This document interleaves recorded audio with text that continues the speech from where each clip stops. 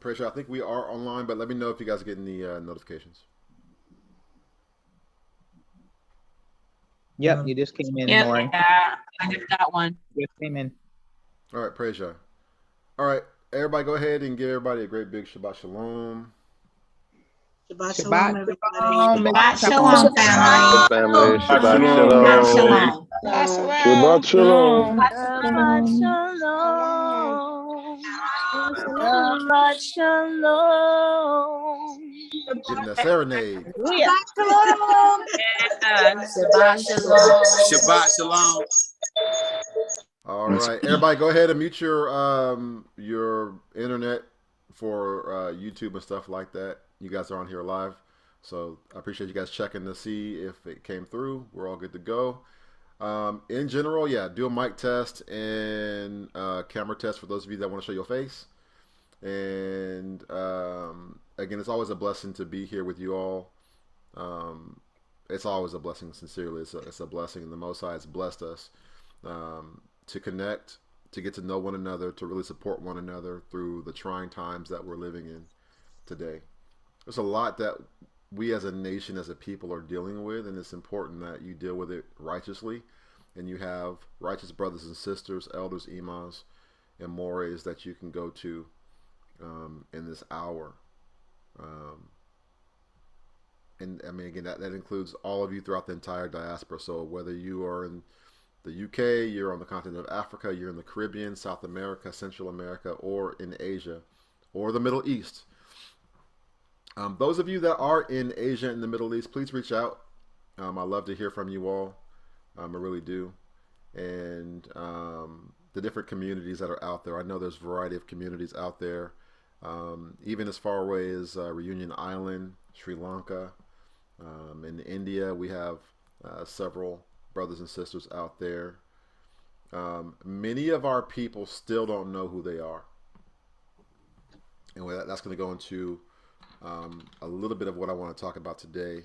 But we need to continue to reach out to our brothers and sisters. As much as we have to reach out to our brothers and sisters in our own city, our own town or community, within your own family. Again, we're not trying to strife and debate with nobody. We don't got time for that. If the Most High has prepared their heart, they're going to receive. If their heart is not prepared or they don't want to embrace the truth, you just got to keep it pushing. Like, you have to do what you've been called and led to do. The Most High will guide and lead people to you in that way. Basically what it comes down to. All right. But I know for a fact we have brothers and sisters all over the world, little communities that are looking to get connected, and they're looking for elders and imams and teachers.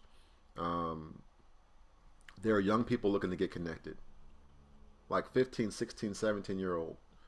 You know what I'm saying? Boys and girls that are looking to get connected. There are young people in their 20s and 30s trying to get connected. You know what I mean? You have people in their 40s and 50s everybody's trying to get connected. And right now, like I said, I mentioned earlier when we were not live, but right now we are in that period of time, like with Ezra and Nehemiah, where we have to build up. But unlike trying to build up the city, build up the temple, restore the temple, so to speak, we have to restore the family. So like we have to do that. And part of that is your men.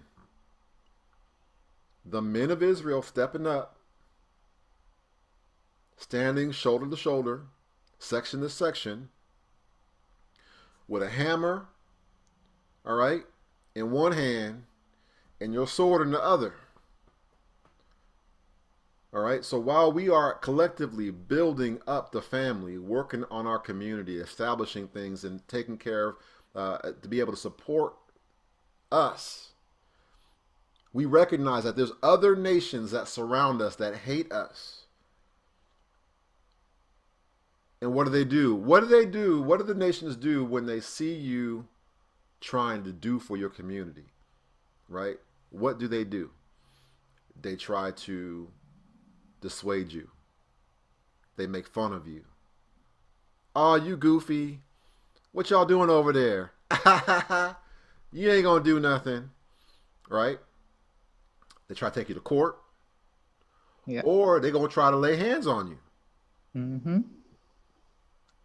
or Conroy. they gonna try to come in the middle of the night when nobody's looking, or even worse yet, false pretense, pretend they want to join you. Let me help you build. Mm-hmm. Hello, y'all hear me That's right. today? Right. That's right. Let me help you build. All the while I'm plotting on how I can destroy and blow it up in the middle of the night. Well, let me integrate with you and see. One of the things right now that's happening right now, and you can see it, it's very simple to see it, and I'm going to talk about it. You look about, right now, we are in the month of February, which is Black History Month for the United States of America, right? I'm not going to say it yet, but somebody sees it. Someone sees it. What have you seen happen when it came to Black History Month? What has Black History Month become? Somebody talk to me. I'm gonna leave it at that. Feel me. It's become the alphabet community. A, B, C, D, That's E, right, F, G. Mayala. That's why you my sister. It's alphabets, which is ridiculous. Come on. Yep. Come on now. Yep. And from a teacher's perspective, the only thing you get to talk about is Malcolm X, Martin Luther King, Rosa Parks, and that's where it stops. I see that from my perspective in the classroom. I'm shocked they let you talk about Malcolm X. Exactly. Literally. Oh, but the way they talk about him is not. Listen, It's not good. no, it's that whole like, oh yeah, Malcolm X was so basically like out there, but look It's a at radical. Martin and how gentle his tactics were, and so it's more of like that compare contrast. Like Yep. you need to be more like Martin and things like that. Like I don't even really bother with it because I'm like, this is a mess. It's just the way they present it. It's just a mess. Mm-hmm. You know, they're doing that because they know we listen to Malcolm, so they can see. So they're trying to contrast and make Martin seem like the better choice. Well, Right. I mean, so that's the lie and deception. The lie and deception is to, hey, Negroes, be like Martin. Mm-hmm. Follow that dream, Negro.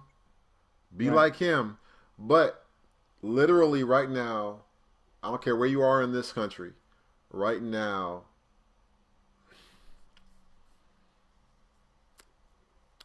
and it's man, it's insidious when you look at it.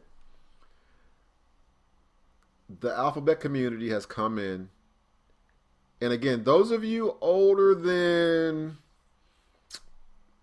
35, if you're paying attention, I'm gonna just have to say 40 plus. You know what I'm talking about. If you 40 plus, you know what I'm talking about. You know, back in the day in the 70s and the 80s, how the alphabet community came in and they was trying to push that agenda like we're a minority too, and they got laughed at. Like they got laughed to scorn back in the day. But they tried running that. They tried running that move. They tried to hitch on in regards to being we're our own distinctive minority community, and literally at that time, blacks and Latinos, we'll just call them Latinos, all right, because it was more than just Mexican. It was other South American groups that were in the country at that time. We're like, nah, no, right? We know there's some gay cousin somewhere or some lesbian cousin, and usually it's because they got traumatized and violated, all right, and they just messed up, confused, but we love them anyway. We're gonna take care of them, right? End up happening. They try running that we're a minority, and it was like it's not happening. But over time, they've programmed the culture in various subtle ways. They played the long game from the 80s, 90s, early 2000s, mid 2000s till right now. They 2000 2010s, I guess you want to call it that way, 2010s, and now in the 2020s, they've slowly programmed and influenced their way in. So they made sure, and so this, what I'm going to say is this: because of our compromise, is why we are where we are today.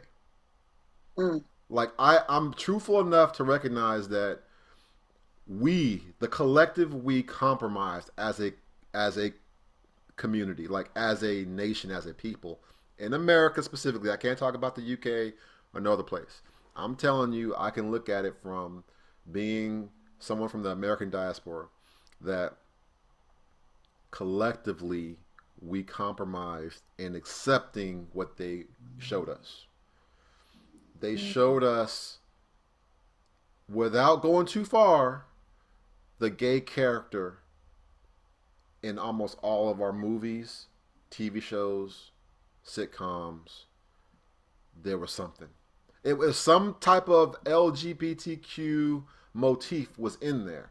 Whether, and I'm guilty of it too, laughing my butt off at Martin Lawrence and Shanae. Flip Wilson. Okay? Flip Wilson. Right. Before that, obviously you got Flip Wilson, right? Yeah. But Put a Brother in a Dress is hilarious. Oh, right? Medea. Yep. Right? Yep. And it's like, so, but even going way back, I remember for me, I was a kid, and I remember seeing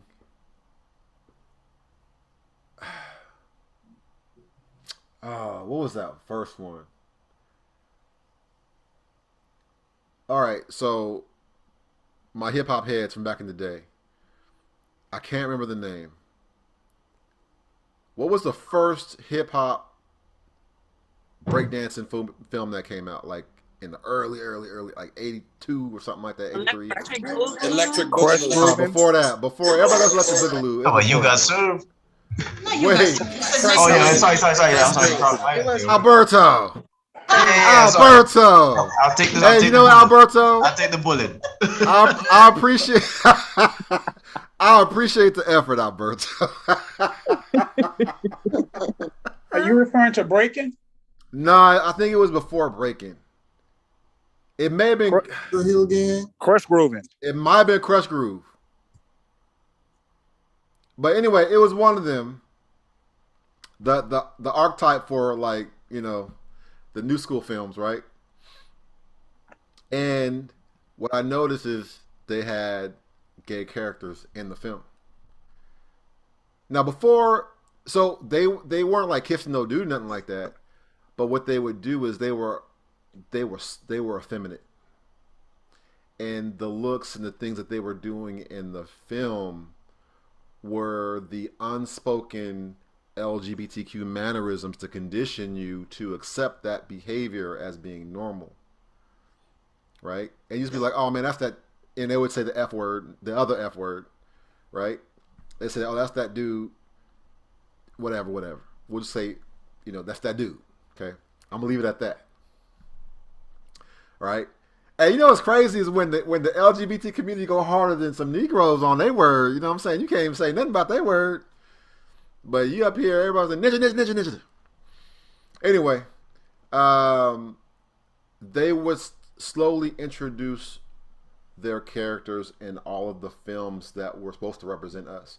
Even The Color Purple. How many of you caught that in The Color Purple? Yeah, Everybody catch that? Yeah. I caught that. Yeah. Nobody caught that LGBT movement in Color Purple? Yeah, Shug and I hated that movie. it was awful. I hated that movie. I did. I hated that part too.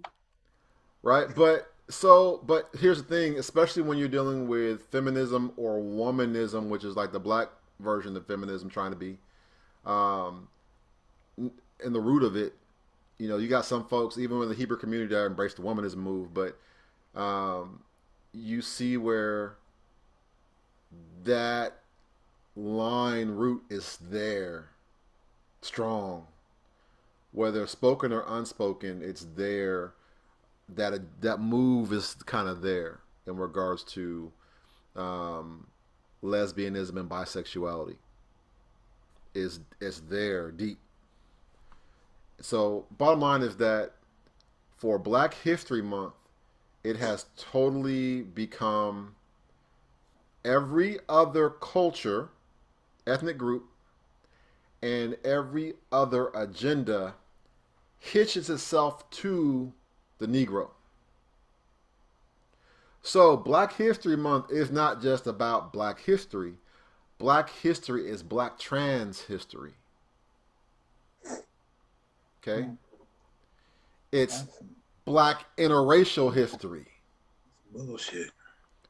Oh, I'm sorry, my camera. I'm sorry, I didn't know my mic was on. It's all good. It's all good. Nobody heard that. We're pardon that slip. Mufflers. Ear mufflers. All right.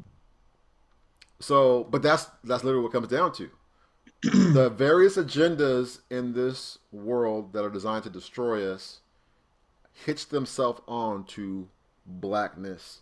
And so Black history, you can't just be black in a black family talking about this is who I am and where I come from and my people and all that kind of stuff. It ain't about that. So all throughout this country right now, everybody's pushing their agenda through Black History Month. You know what I'm saying? And so for us that are in the Pacific Northwest, it's very, very challenging. I will speak for myself. It's extremely challenging dealing with our people out here because anybody that's even doing halfway anything out here is also deeply integrated with the Black LGBT community.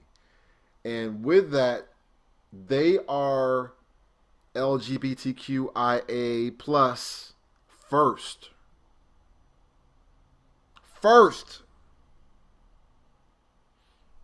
They are that identity first before they're black. So you come in them with a black agenda, a true black agenda, they're going to come to you black. What about the gays and the lesbians and the bisexuals and the queer and the trans at black? That's where they're going to, right? But so I see, Walter, this LGBTQ plus agenda is orchestrated by the white man. I had to say that because you know what I mean by when I say the white man. Yes. Right? You're not right. Yes. So, you feel me? Yes. And when I say that, you know what I'm talking about because you can't talk about the other folks. We got you, They Maury. don't mind We you got talking about the Maury. white man all day long. Right. The two nines. Just don't mention their name. Right. Okay, because they're not That's white. right. 2939. Right. 2939. I feel you. But that's who got the bag. Who is running all these corporations and banks and institutions. Exactly. And the media. Who in the media, right? Even the platforms that we're on to this day, right? Who's running them things? Who's censoring, right? What's happening? It's deep. But even outside of our community, throughout the entire earth, they're pushing the LGBTQ agenda. The two places they really can't get down with that, as of yet, they holding on. So I'll give them props. Is the Caribbean and the continent of Africa. Those are the only two places left where it's still kind of holding on. You still got little funky stuff, outliers here and there, but as a whole collective, they're not playing that. It's in the Caribbean, but not as bold-faced as in the States. They underneath. Right. But they're rampant. Right. I mean, I'm sure you can go find something out there in the Caribbean. I'm pretty confident in that.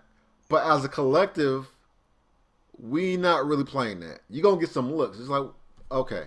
But it still goes to the compromise that I talked about earlier, that we saw these little things going way back when, right? Even in Electric Boogaloo, they had it in there too. The white girl that dude was joning after, her best friend was a gay black dude.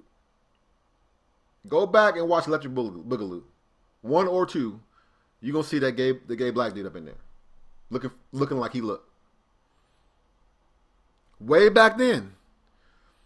So they've tried to first become their own separate minority group, and it got shot down. So they recognize, like everything else, ride the coattails of the Hebrew Israelite to get your agenda pushed, because the Hebrew Israelite is anointed, right? So everything they do and touch prospers. So, like I said, for me personally, I can barely talk to a Hebrew out here in the Pacific Northwest because they've been altered in their conditioning to what about everybody else? So now you more of a radical than Malcolm X when you're talking about your people and marriage and having children and raising the family. They on some other stuff. You know what I mean? Like, I saw some dude, I'm going to leave it alone. I saw some dude who was going off talking about, I just became a woman recently. It's a black trans man, woman, man, thing, person, they, pronoun.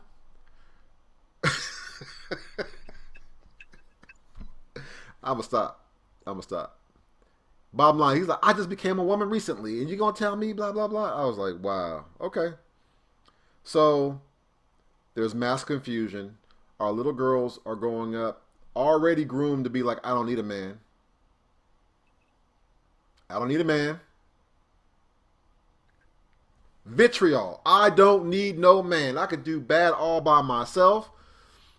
Right? And then that turns to, I am a man. Or I'm better than the man. Or how about we go like the Amazonians and the Wonder Woman and just be a bunch of women things. Right? So you have a lot, because of the trauma within our community, you do have a culture that's being cultivated of grooming Hebrew Israelite women for lesbianism and bisexuality. It's actively happening right now. Yes, sir. And you know, my wife was even telling me, like, she was saying, like, I can barely go hang out with some of these girls and stuff like that because, you know, you think they cool, they're married, I'm married, it's safe for me to be with them, and they over here looking a little too strong on the face. They doing too much, but they married. They're a married woman, but they looking for a girlfriend on the side. He don't even know about all that. Wickedness. That's actively happening right now. Wow. I'm sure some of y'all know about that. Maybe you won't talk about it now, but some of y'all know about I'm talking about. Them girls Wickedness. that Wicked. they looking for a girlfriend. They got a whole husband, and they looking for a girlfriend. Anyway, Mahalia, What does ahead, that please. say for the husband, Moray? I mean, he got some problems. Something's wrong. Whether he know about it or don't know about it, he got some problems. That's nasty. Whether Maybe he they know both about doing the what's going same on. things. So you got some men out there doing the same thing, right? Like, we're married for business purposes, tax purposes, or whatever benefit in the land it is for me. But I got me another dude on the side that nobody knows about, or some folks know about. That's my friend Chuck, but Chuck is a little bit more than friends. You know what I'm saying? There's folks that make, and sadly, the brokenness, this goes into the brokenness. There are women that are accepting of that in their brokenness. That I love like this person, and this person love likes me, but maybe not in that intimate way. So I'm okay with them off to the side with Chuck as long as he comes home to me every night and he helps kick down these bills and we can have a little something together. In the broken compromise, there are many women that are willing to do that. I'm going to just say Atlanta. Atlanta. Mahalia, go ahead, please.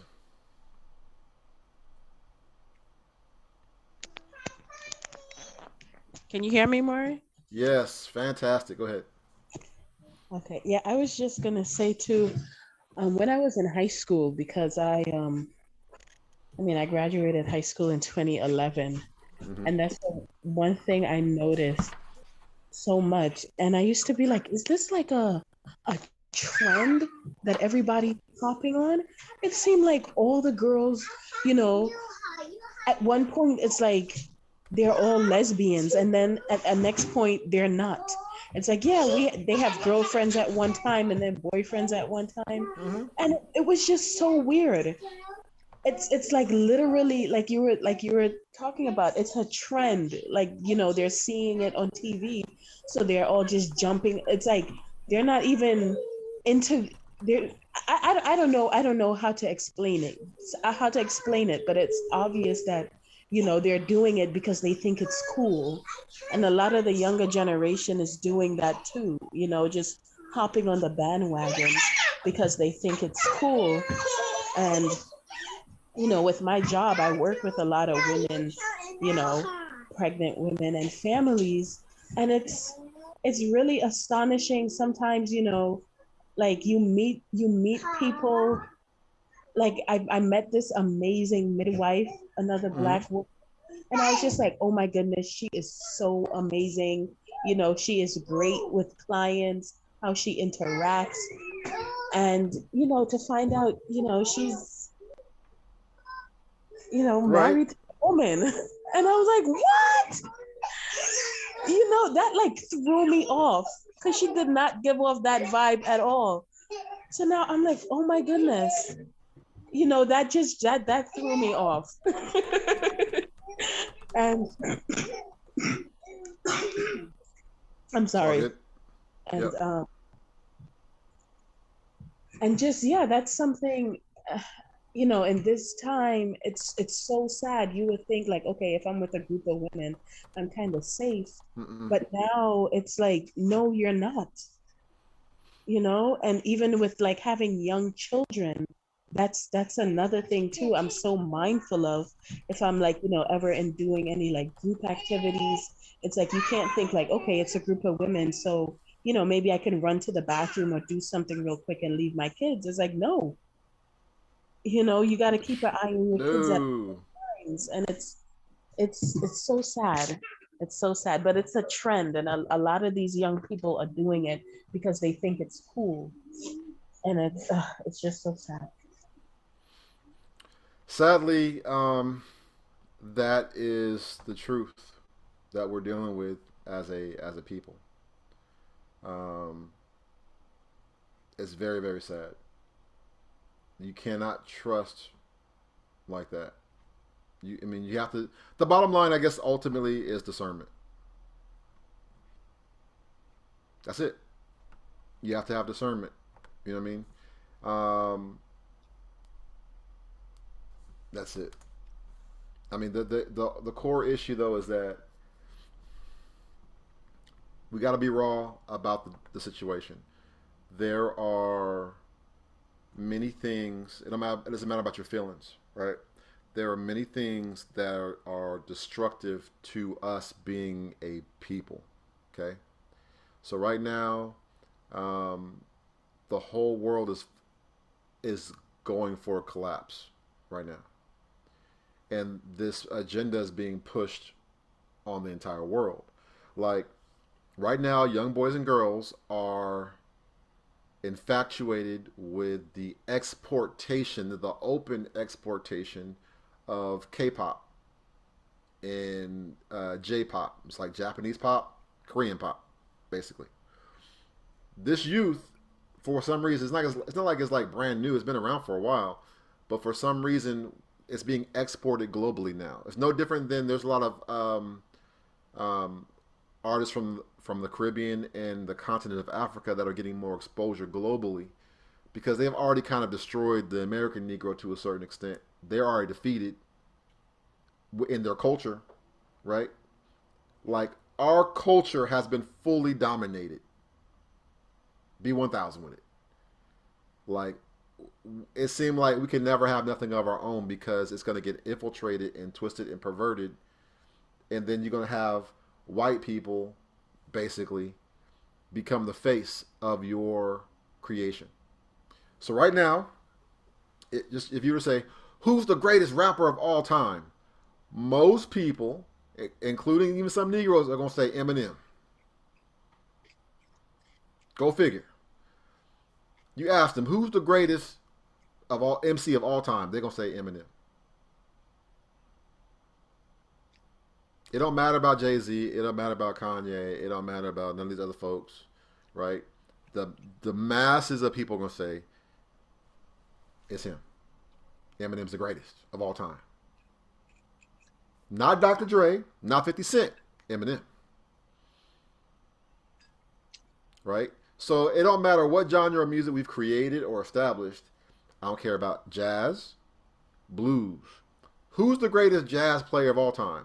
They're going to look at it's going to be some white dude. They might refer to some old black dude somewhere. But in modern jazz is literally defined by non-Hebrew Israelites, even though we created it. Jazz, blues, rock, metal. It's all been defined. Like people actually think white folks created metal. And then you got Jimi Hendrix going off. I dare anybody, because they've kind of hidden it in the money things.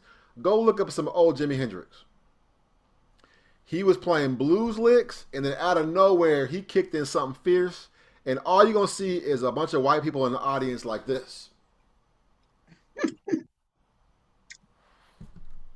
And him and his whole band is going off. Facts, Maury. All right? So, like, we ironically have created darn near everything.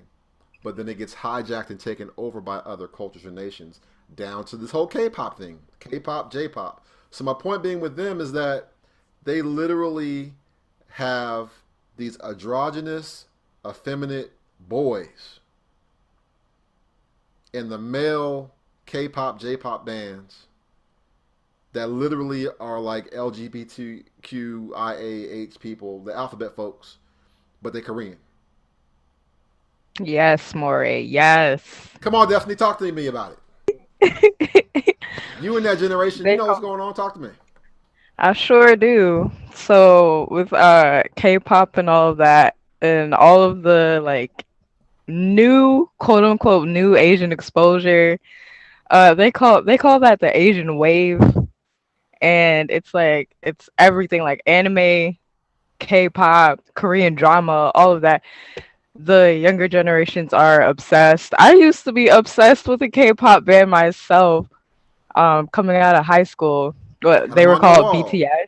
They were called BTS. What you talk about, Maury? There is no such thing on my wall. No, but they were called BTS, and like their influence on the world is like so strong. Like they have a fan base. Their fan base is so big. Like all of the countries, like everybody, no matter the age range, it's not just little girls or little tweens that are going crazy over them. It's like it's the middle-aged woman, it's men, it's everybody. Like you ask people about BTS, they'd be like, yeah, I love them. Mm-hmm. So I got out of that once I stopped listening to worldly music and stuff like that. But it's crazy. It's crazy. It is, sadly, but it's a serious situation. Like if we show some of this stuff, you'd be like, okay, I see. Wow. And it's that's bottom line is being pushed on the world stage, which is setting the world stage up for collapse. Because if you already have it where no one's really talking about it, and it has to be some type of biblical curse that's happening right now, but the global population, ethnic groups are not having children like that. Like they're not having babies. Like they're aging and dying off. To the point that in Japan, for instance, they are now at that point of embracing the thought of miscegenation just so that more babies can be produced. Because the native people in Japan are not getting married and they're not having children. And then China messed up because they had that one-child policy. So now you got a one-child policy, and then on top of that, you have a patriarchal society that values men more than women.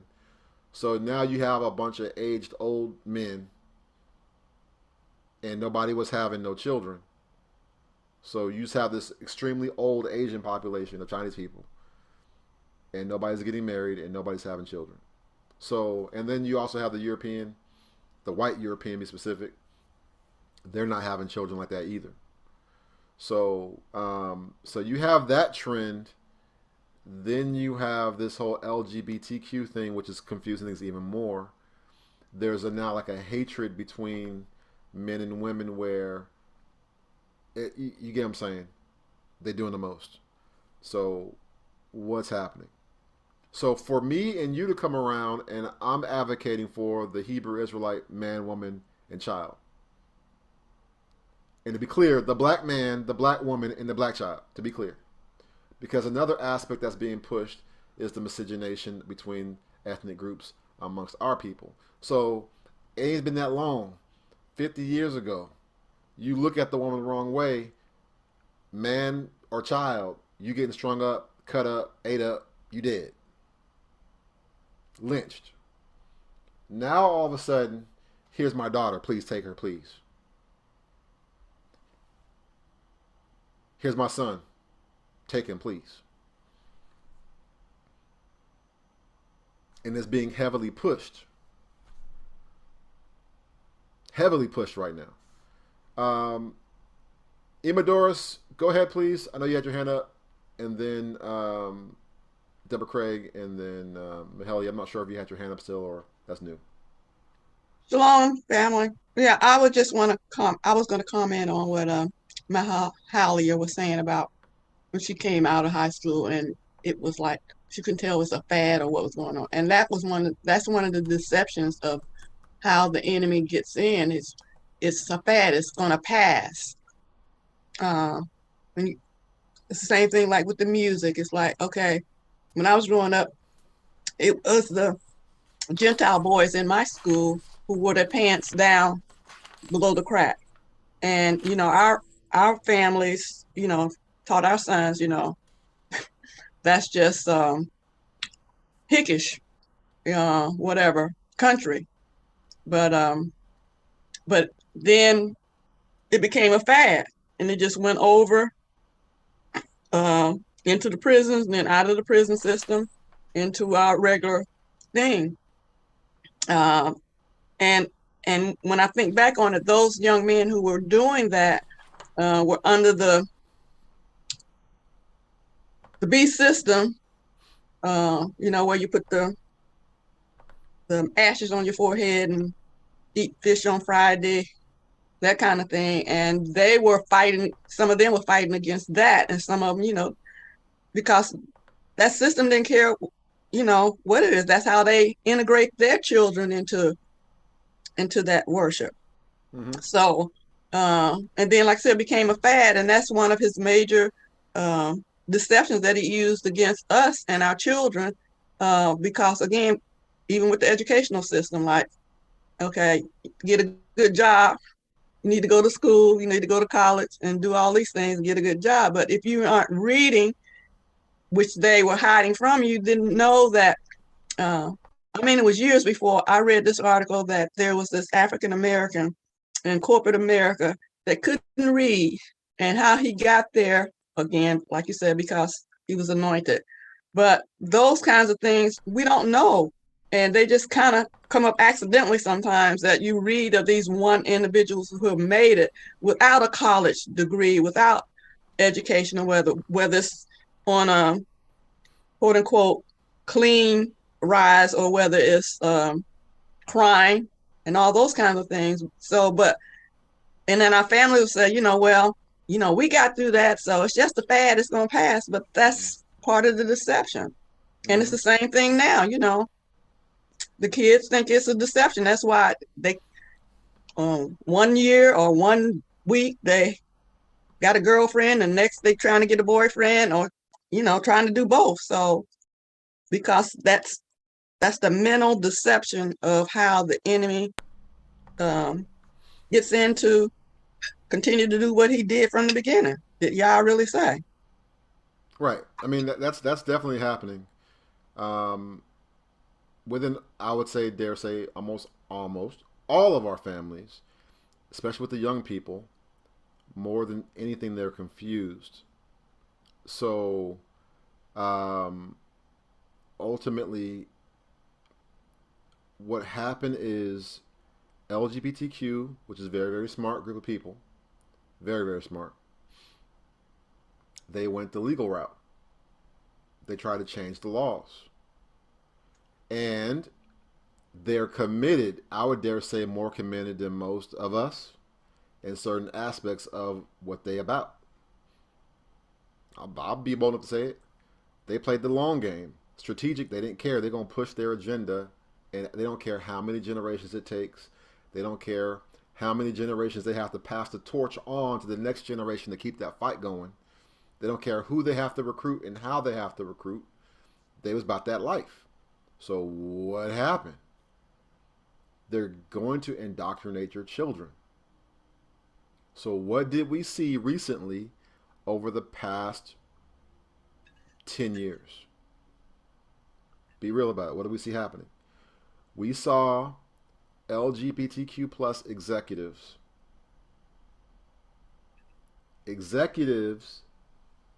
in media corporations rise to power and control and influence, and they began slipping in LGBTQ concepts and agendas in TV commercials.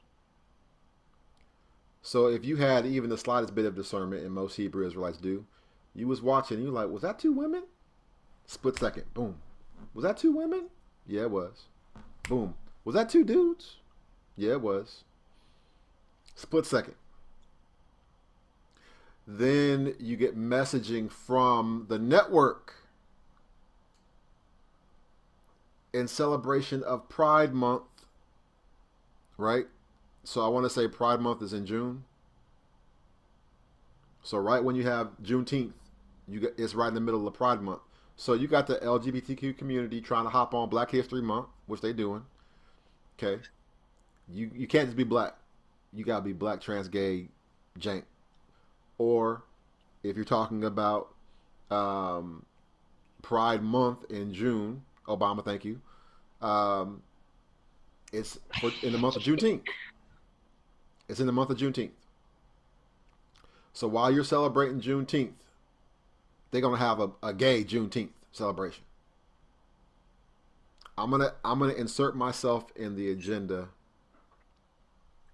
in every which way. It'd be happening. Deborah Craig, go ahead, please. Yes, I just wanted to say when the first one a while back was talking about how it was like that in school. 1972, I graduated high school. We had so much of the alphabet people you couldn't believe. 1972, and it was mostly the faculty that was turning them. Some of them committed suicide down the road, but maybe it was cool, maybe it is cool, but it's not going to be cool later. What do you mean? Maybe it's not cool, maybe it is cool. Just for clarity, I'm trying to understand. Because that's what the younger lady was saying, that they thought it was cool, at that specific time when you were in high school. Mm-hmm. And I'm just saying it may be cool, it may not be cool, but it's not going to be cool later.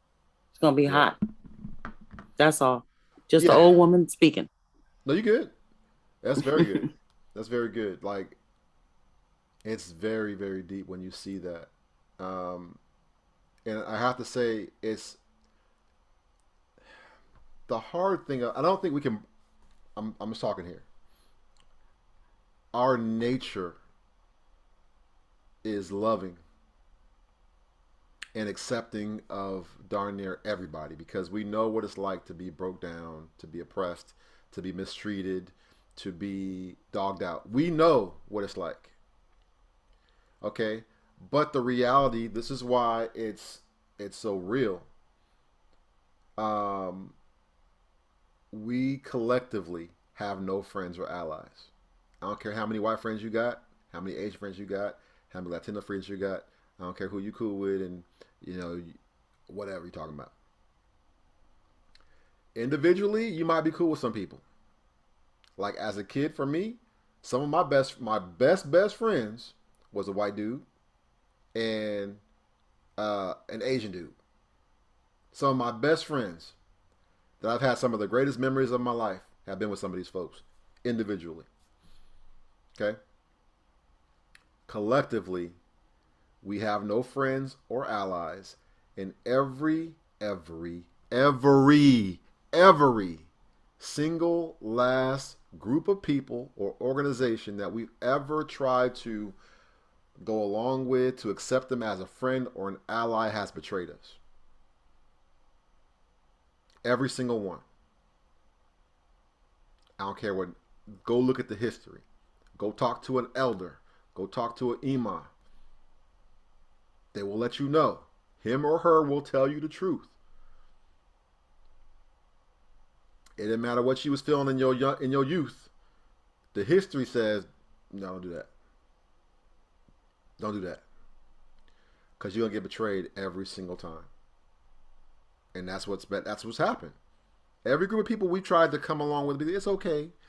The Asians were some of the latest that we had tried to help, right? Because you had, after the Vietnam War and all the fallout from all that, then no different than this whole Afghanistan move that's happening. That's the next wave that's going to come through, is the Afghanistan folks and Middle Eastern folks, right? But before that, the major one, you had Asians and you had Slavic, former Russian bloc folks that came to the United States. So it was post-Vietnam Asian folks, your Vietnamese, your Laos, your Minh, your Hmong, right? All them folks came through. Late 70s, and heavy late 70s, early 80s, right? Then you had in the late 80s, mid to late 80s, you start having that Russian bloc folks from those territories, like Ukraine folks, they was coming through, right? Like I remember going to school and there was like some brothers, Oleg and Olaf or something like that. So you got that activity going on, but I don't care what we're talking about. Them Asians, guess what they did? They got their own Asian church up. They believe in Asian Jesus. They do. It's pretty funny. It's kind of cool. You see the little Asian dude on the wall with a cross. You're like, man, they got an Asian Jesus. They believe that thing for real. I'm done. Hey, South Korean Baptist Church, baby. What you talking about? I'm legit too. They really about that. There's probably a Korean Baptist church in your city right now. Just show up on a Sunday and be like, "What y'all doing?" No, I'm joking. I'm playing, y'all. I'm playing. But none of them folks have towed the line for us. They've benefited off of the civil rights movement and different things, but they've not tried to actually come along us and do different things. They have become an adversary to us collectively. Same thing with the Indians. I remember the first time I really was confused. It was some like Indians from India. They like Punjabi Indian type folks, right? They came through, and he was similar age. His father owned a store or whatever, and he was upset because I guess some black folks in the hood was robbing from his store, and he was like, just ninja this, ninja that, ninja, right? He using all the N words. And I'm like, wait a minute, what? Now, in my ignorance in my ignorance of youth, I'm like, bro, you blacker than me. You blacker than most all of us. What you talking about? Now, that's me and my ignorance, because I'm like, bro, you black as hell. You an Indian and you blacker than me, bro. So how are you over there using the word? I can't stand these. So I'm already I'm looking at him like crazy, like, bro, you showing your side. Now you just turned the corner with me type move. All right. But see, here's the thing about it, and it's very important to understand that, number one, we shouldn't use that word.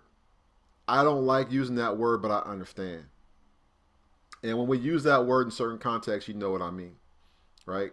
Like, one of the realest moments in modern history was Chris Rock's Bigger, Badder, Blacker comedy special, when he talked about black folks and you know what.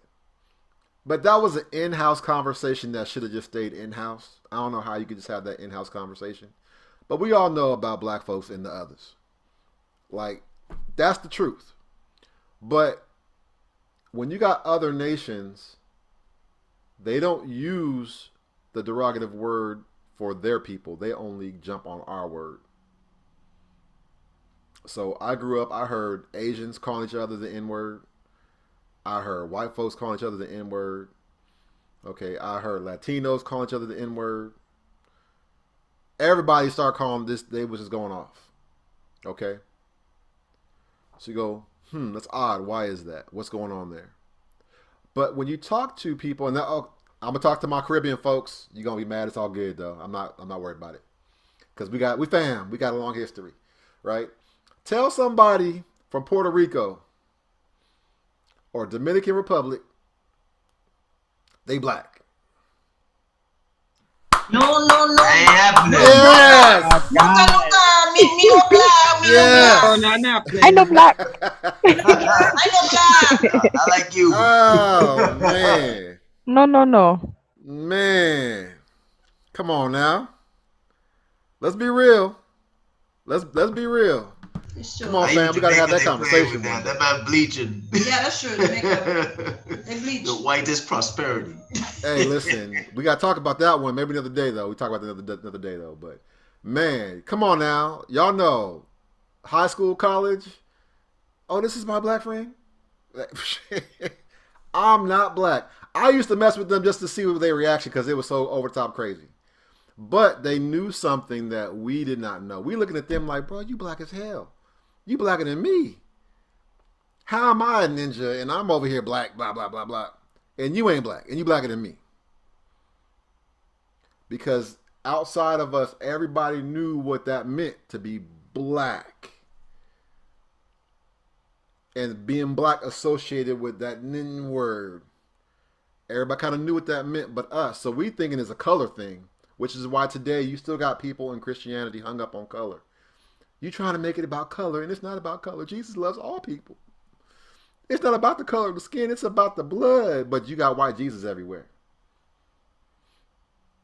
All right? Exactly. Come on, we got to deal with that. We got to deal with that. And it's not about color, but you got white Jesus everywhere. In the cartoons, comic book. What you talking about? He everywhere. All right? So. Just Google it. For real. We got to deal with those different issues with our community, but everybody knows what's up with black and Negro.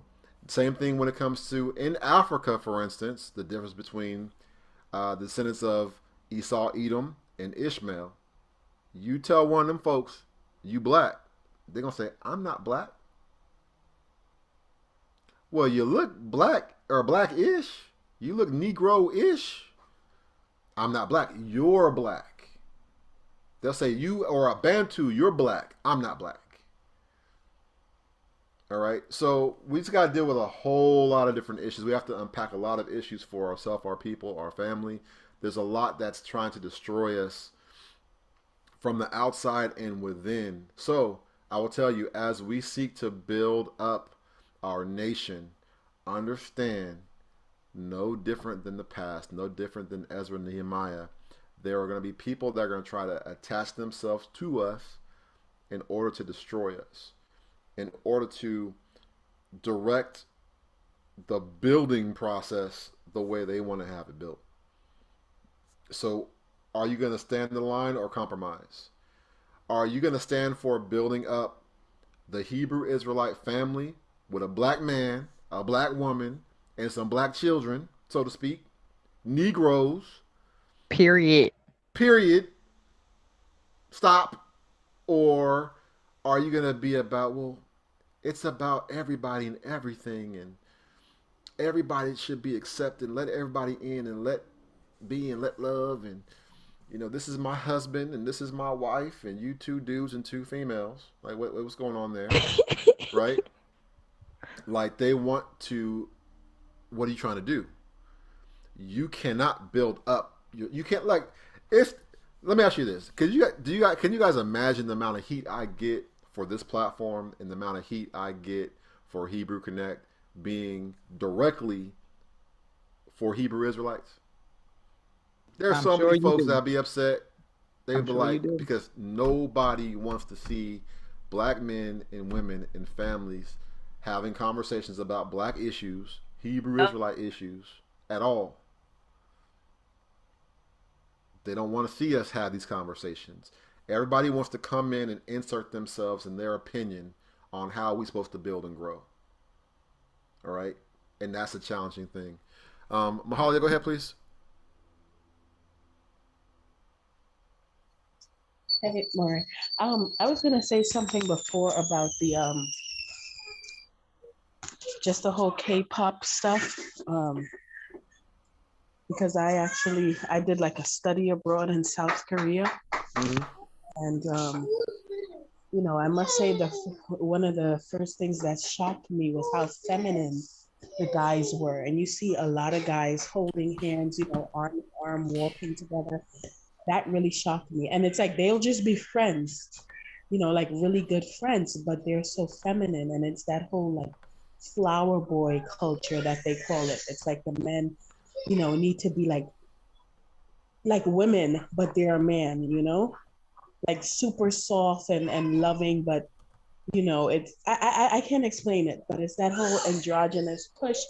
And another thing that I was like, this is kind of crazy being here. It's because it's literally they're copying black people with everything, especially in their style of entertainment. They literally copy everything black people do here in the US. They copy everything, but then it's like this kind of like this whole androgynous thing to it. Like you see now, you know, it's being pushed so Wear much. makeup. Right. Yeah.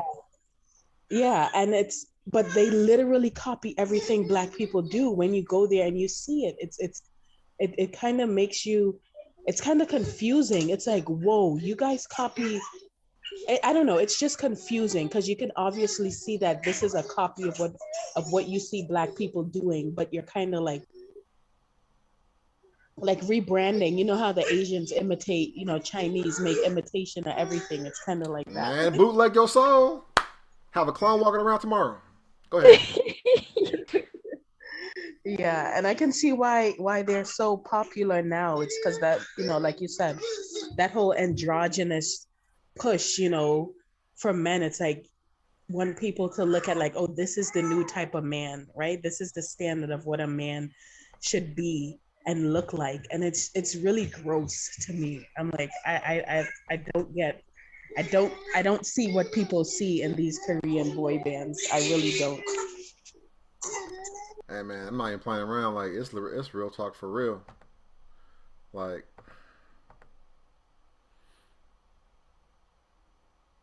sadly, I'm gonna show you something. If you don't want to see it, close your eyes. I'll give y'all a warning. I'm not even gonna put no sound on. All right, close your eyes. 5, 4, 3, 2, 1. All right.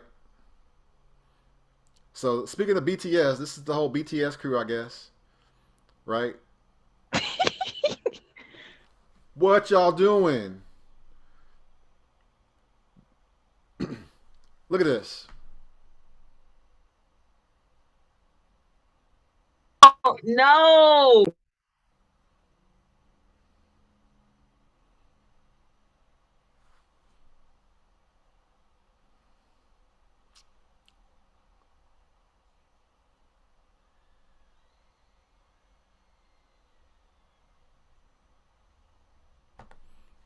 And I ain't got no sound. If I had the sound on, you hear all these little girls screaming and stuff and hollering, acting stupid. But that's who the youth, our youth. We ain't talking about just other folks. We talking about because of the lack of identity, because of a lack of purpose, because a lack of example of healthy Negro black men, women having proper healthy relations one to another.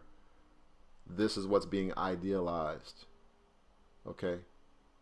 This is what's happening right now. All right? This is what our people are going into. So, it is what it is. We got to deal with the issues. Like I said, the agenda is being pushed hard and is being pushed on a global scale. Our culture has been hijacked, and it's because we have allowed it to be hijacked. And I'll boil it down to just one key thing: we chase the bag. We got to recognize it. Negroes chase the bag. Listen, Negro, if you want to get out of your condition, you want to get out of the hood, you want to come up, you want to be somebody, you want to be famous, right? You're going to kiss the ring and chase this bag. I'm going to get you on contract, and now I own you. And I'm going to have you in these backroom parties where you're the featured guest, and you're going to perform and perform well for our special executive guests. And then you're going to go out here and you're going to go ahead and run game on your people that look up to you because they foolish. Sonia, go ahead, please.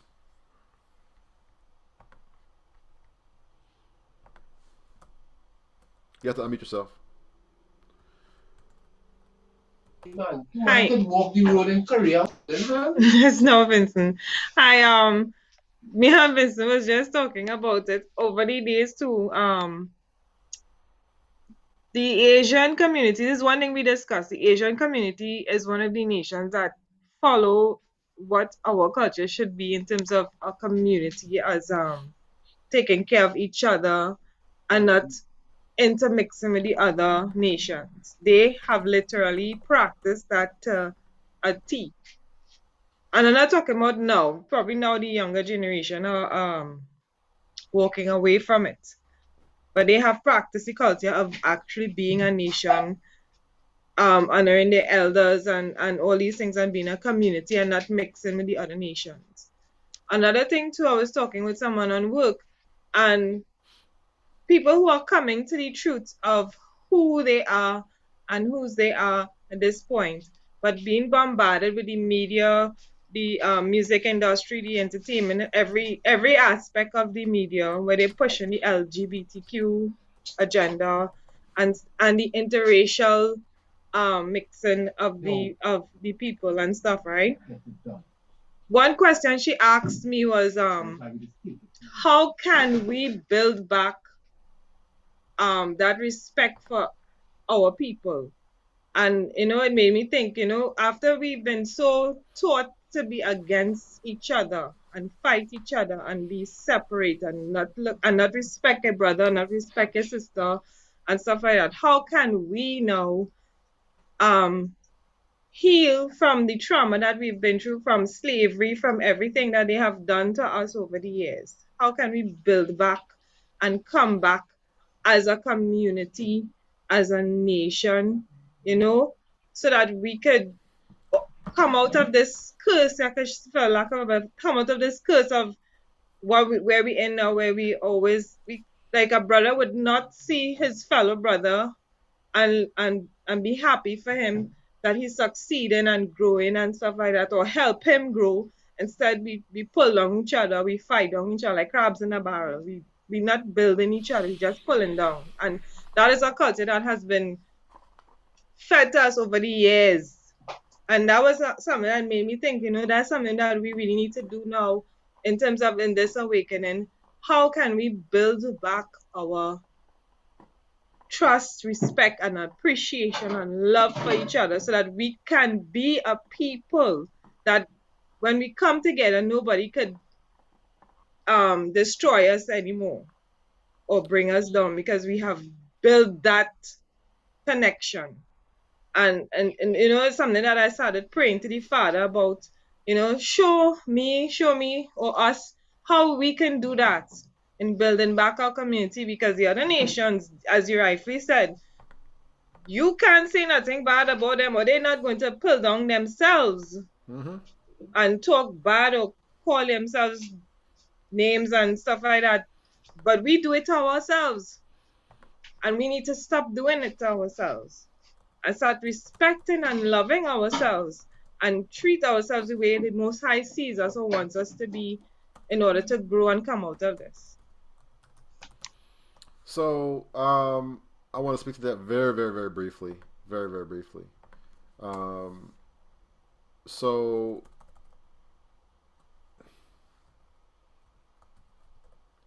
it's going to take our men stepping up and taking the rightful place and stop being weak. Like 1,000. A lot of men are hyper emotional. I would dare say more emotional than women. They just express themselves differently than women do. So either they're crying in the corner hella weak, or they want to kill somebody. They want to kill everybody. Okay. So we got to deal with us as men being broken. And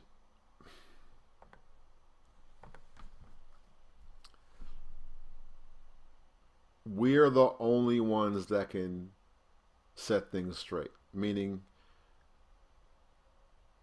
there are a lot of men that hide behind women.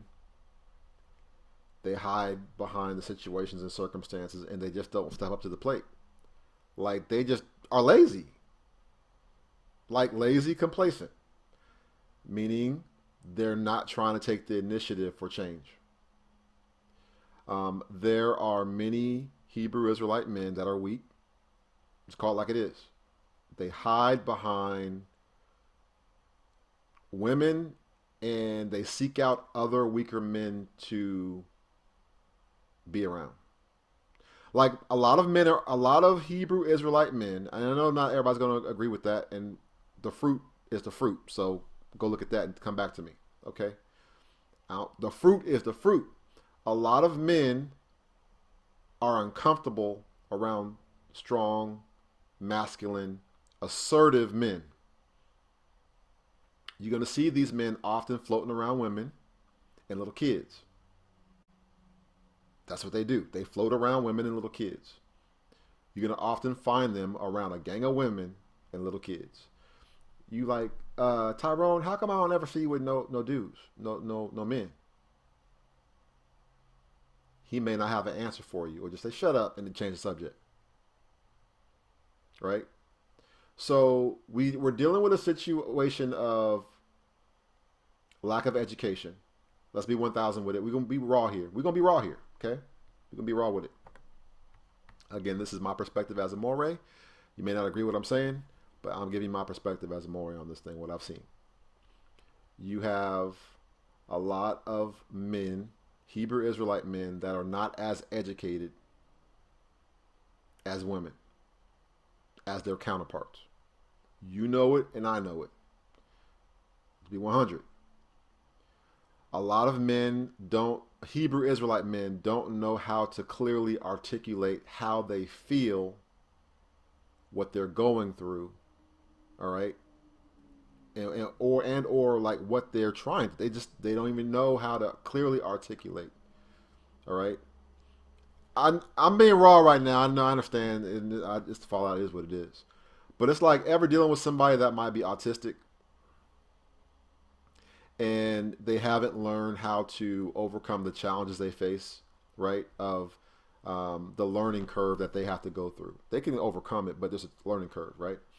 And they don't know how to really express themselves, right? So they do a bunch of crazy stuff, a lot of outbursts and emotional outbursts and, destructive in certain ways, right? That's how a lot of Hebrew Israelite men operate, because they don't clearly fully know how to express themselves, their emotions, how they feel, what they're going through in life. They don't know how to really clearly articulate that. So they're either going to internalize, be quiet, introvert, shut down, stuff it down, and they walk around rigid, angry as hell all the time, okay? Or they're going to have massive emotional outbursts and be destructive. Or some variation in between, something going on. You have a lot of our Hebrew Israelite men can't read that well. Let's be 100. They can't read that well. Which is why it's highly difficult for me to get many men to even read on this program on this fellowship platform because they can't read. You know you can't read. I know you can't read. You know what I'm saying? But we still need to go ahead and make an effort where we're at. And we're going to have to overcome, and you got to learn how to read. Whether you learn how to read this English or learn how to read your French or whatever colonized thing you got going on, or learn how to read some Hebrew, you got to learn something. You got to be able to read and comprehend and articulate. All right? But so when a young Hebrew boy is interacting with people and they're running circles around him in speech, they're running absolute circles around this person. They're getting frustrated because they're slower in their thinking, they're slower in their understanding and comprehension. And so how do I react? How do I respond? In violence. Or they're easily manipulated. So what do they end up doing? Stupid stuff. We did it amongst ourselves. When you're younger, you get a bunch of brews together, and then you get folks that might challenge you to do something stupid. And if you're slow, you may do it. Hopefully you don't get in trouble and get caught, but oftentimes many of us got caught. Like some folks got out of jail at 25, 30 years old for some stupid stuff they did when they was 8, 10, 12, 13 years old. Like you was 14, 13, 14, but they tried you as an adult. Or they threw the hammer at you and put you in juvenile hall. But if y'all know what I'm talking about, juvenile hall back in the day was different than it is like now. Like juvenile hall, you could be in there with a 18-year-old man or woman in juvenile hall. An 18-year-old juvenile. So you getting handled in juvie with grown men and women as a child. Because we're always some villains or criminals, right? They want to view us as criminals and violent, and they want to always come for us and our young men. Y'all got children, y'all got nieces and nephews, and you know how they're always getting put in detention or getting a suspension off stupid stuff. They didn't even do nothing wrong. They were the victim in the whole situation, and they in trouble. They're counted as the perpetrator type situation, right? So we have a lot of challenges as Hebrew Israelite men that we have to overcome. So again, you have lack of fathers in the home because the Hebrew Israelite woman has been incentivized in this culture to not have a man in her life, not have the father of her children in the home. What do I mean by that? You have a cycle. Cycle one is, I'm going to be harder as a Babylonian culture. I'm going to be harder on your boys. They smooth on the school to prison pipeline. So I'm detention, suspension, 3 days, 1 week, 2 days, after school, summer school for the rest of your life. Okay? That's the life of most of our Hebrew Israelite boys, and y'all know I'm telling the truth. Y'all seen way too many summer schools than you should have. Okay? Can't go on no vacation. So you got that going on. So now you have our young boys feeling emotionally defeated, psychologically defeated, because also they're being picked on at school by these teachers oftentimes. And then when the teacher, as the head of that institution in the classroom, is poking fun at that child, the rest of the class is poking fun at that child. He's stupid. He smells like weed every day. Boy, you stink. And he may stink because he's homeless, living out of a car, but you don't know that. He may stink because their washing machine is broke or they don't even got one. So he's wearing the same recycled clothes day in, day out. You don't know their story, their situation. You don't know that the entire family is eating off of this child going to public school, getting the meals at school, asking for extras if they can get it. The whole family is getting fed off of the school free lunch program. Mama's in the parking lot right now waiting for her food. Y'all know I'm telling the truth. So you have the black boy, the Hebrew Israelite child, the boy and girl, they're being systematically broken down.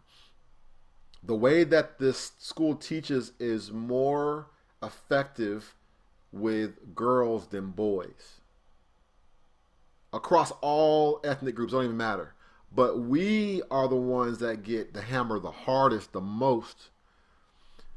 Listen, there's a disparity between boys and girls, period, when it comes to education. Women are highly more educated than males. Y'all are more educated. You got more degrees and more kind of all that. You got more of that than males do. Okay? More of the women are going to be in some type of white collar job making some serious money with a degree. You coming out making $35, $45, $55, $65,000 by yourself. Okay? 80,000, 100,000. Tyrone is a bricklayer. Tyrone's a construction worker, maybe. Maybe. Tyrone works in a warehouse pushing the box around in the back. Tyrone is working a forklift right now. That's what is primarily there for our men. So when you have young boys that are victimized in the school, they're victimized in the criminal justice system, so that you have law enforcement that is in the schools now and outside the school targeting black boys. Targeting them. Targeting their family members because of where they live. Right? Because you know how it is. There's more police activity in rotation. There's more slave patrols in your block than in other areas of town.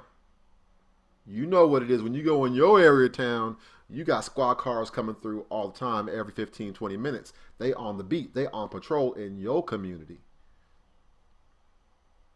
You live under a microscope, Negro. So I'm coming after your fathers. I'm coming after your uncles. I'm coming after your aunties. Right? So if your uncle or your daddy's in these streets running drugs and in these streets trying to come up because he can't get no real employment, and he's not trying to work at McDonald's or Burger King, right? Then your mama or your auntie or your sister is in prostitution or running drugs or priming the drugs or scouting for somebody or doing a ride along, then they get hemmed up in the system. So we're under the microscope as we come up. Then you have the culture by the white man, by the way, you know what I'm talking about, that has pushed what? Gangster rap. So you got the likes of, let's talk about crack era, Too Short, right? Some of the most vulgar music you ever heard in your life.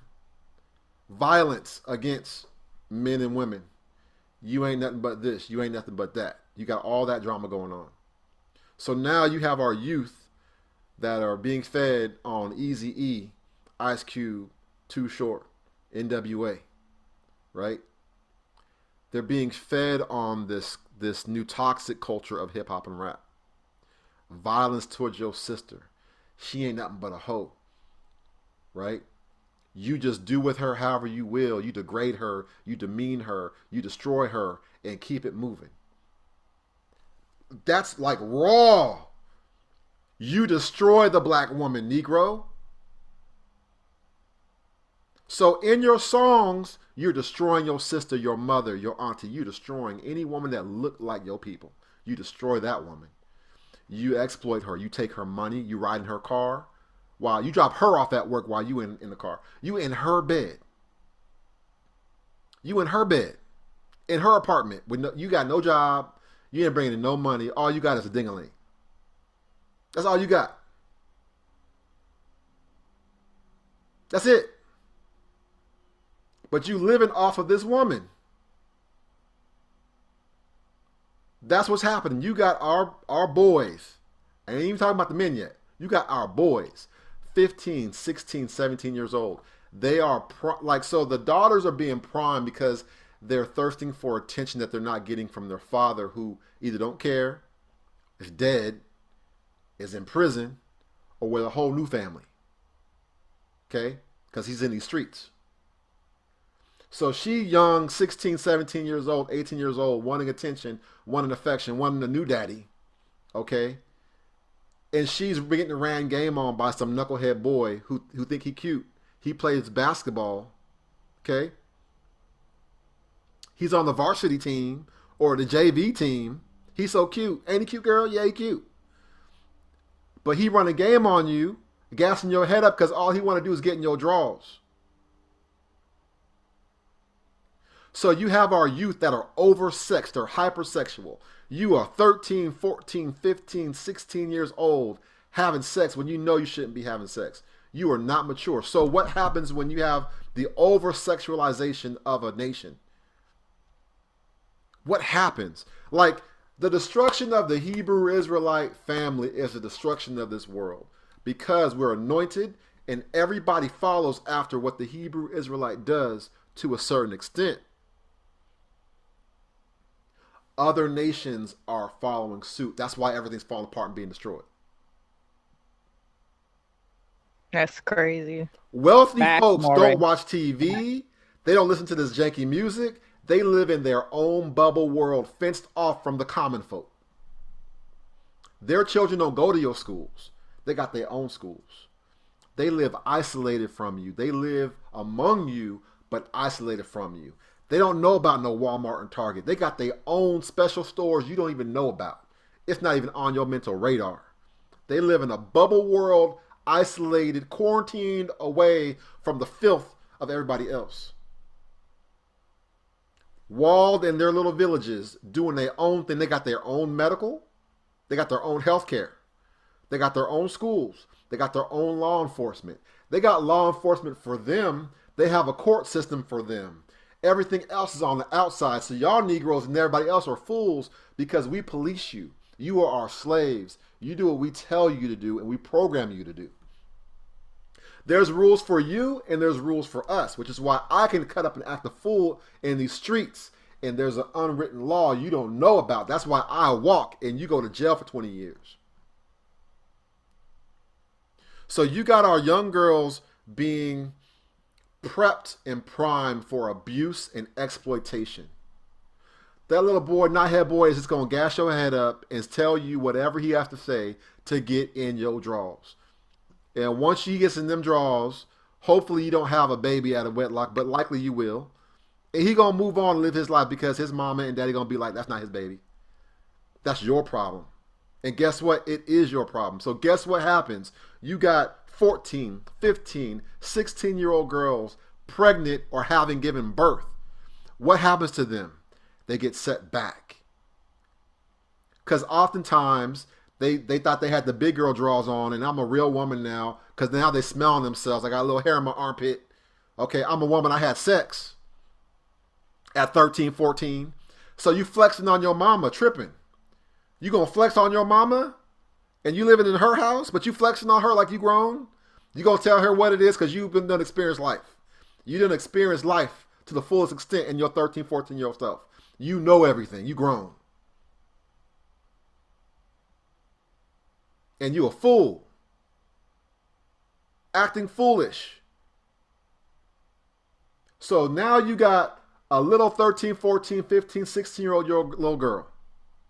No means or ability to legally even make any money, legally.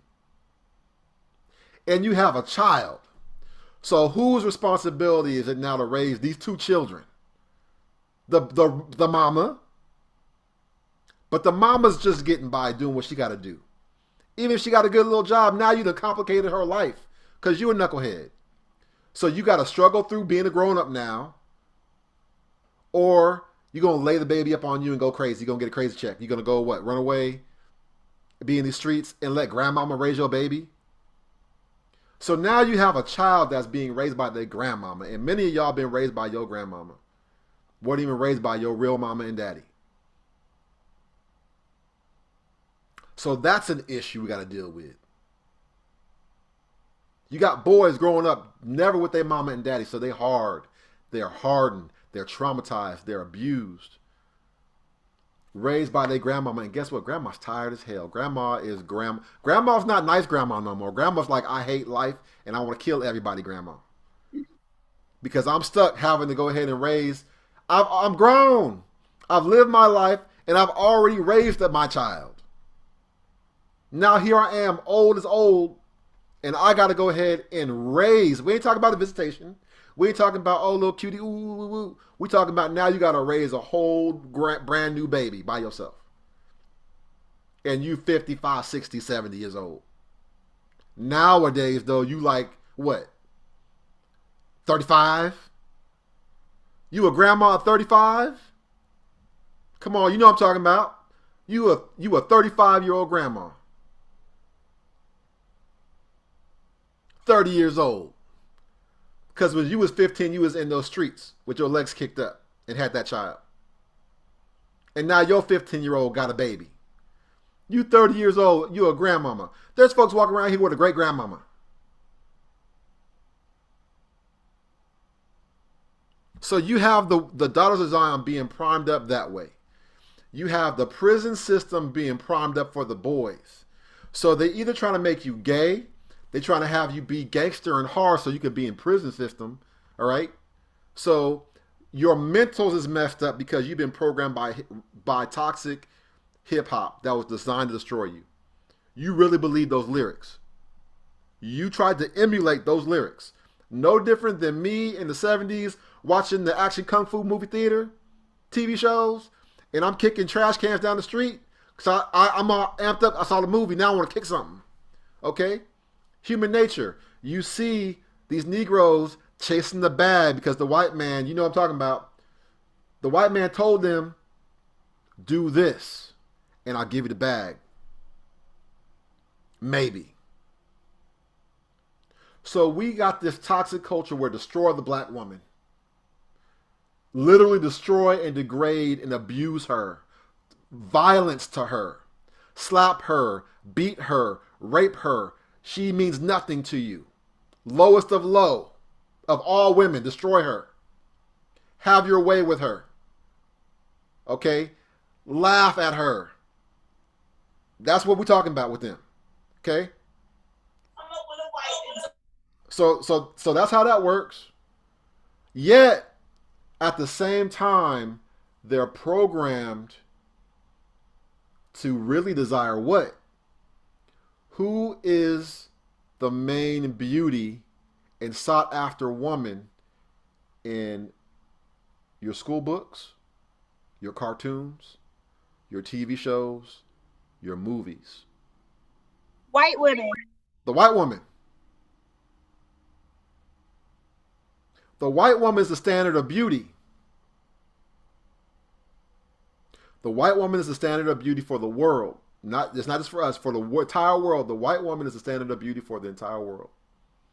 Even though they don't treat their white women no better. They be dogging them out too.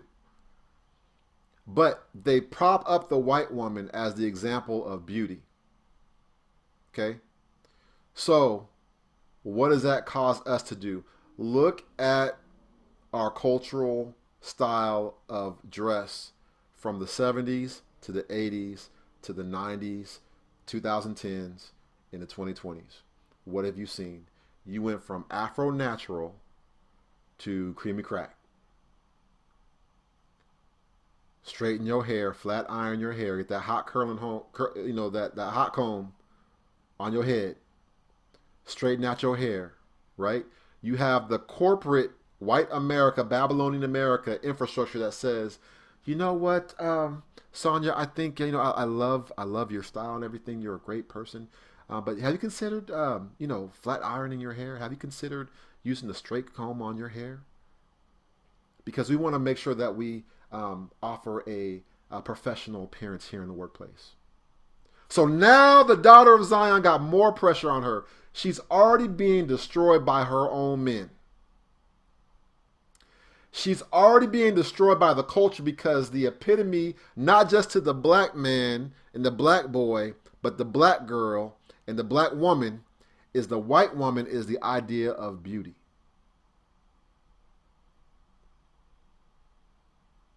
And then you had a fad where it was like, you got to get that red bone. You got to get that light-skinned girl. She barely black. You got to go for her. You got to go for the barely black girl. She cute. She's acceptable. There are some Hebrew Israelite families. I'm going to say there are some Hebrew families, not Israelite families. There are some Hebrew families where they would look at you funny if you brought a dark-skinned woman home to your house. Why'd you get that black woman over here? Why are you with that black girl? I love her, Mom. Nah, you can't be with her. Why? You get you one of them other ones. Blancamento, y'all. Blancamento. You get you one of them. Get you a mixed girl. Get you a barely black girl. She will be acceptable. Oh, she's cute now. She's a nice, respectable woman. You should be with somebody like her.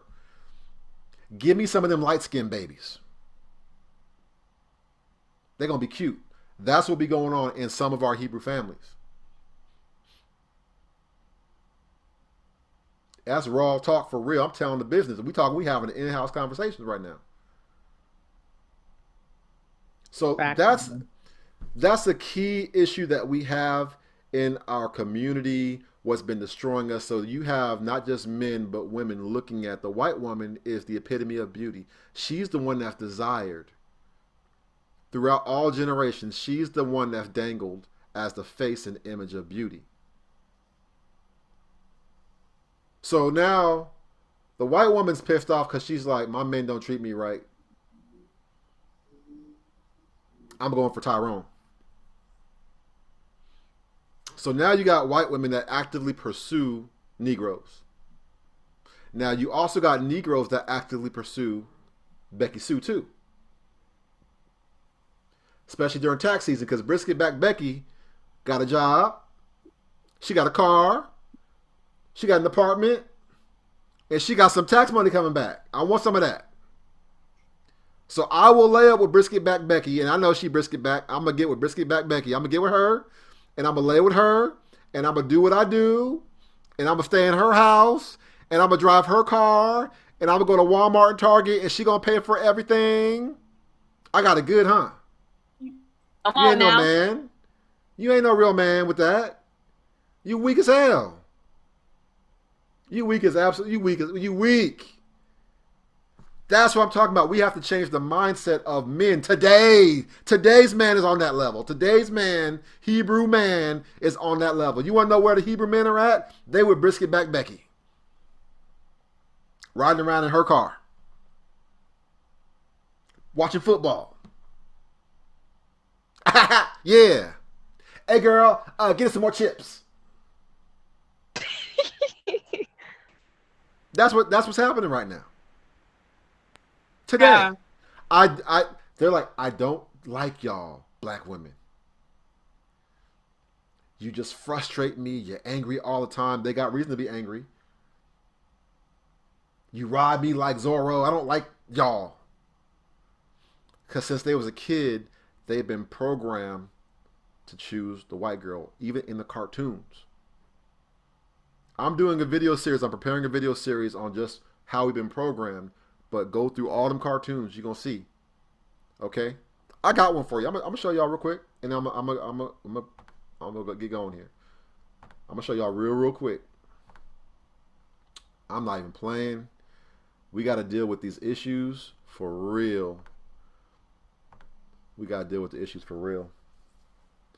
Like, it has to be dealt with.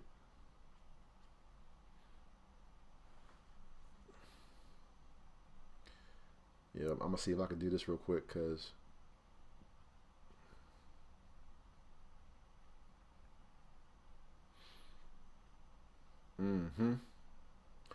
I want to show you how we've been played so we can understand how to change this.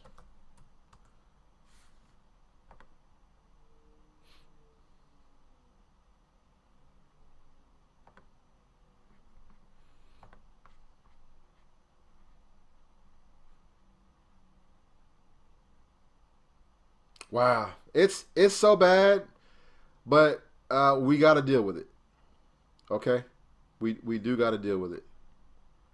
Okay.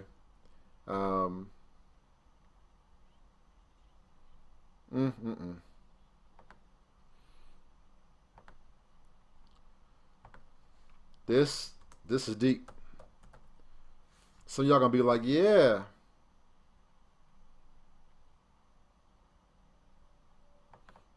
Mm.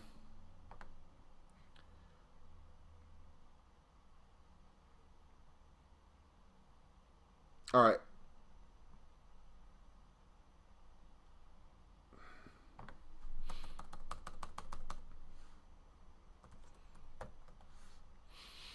Mm.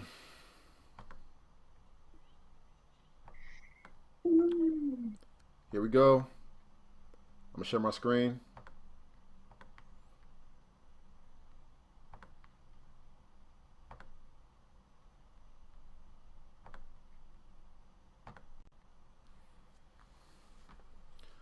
Right here. Oh no, not Proud Family. Now, Maury.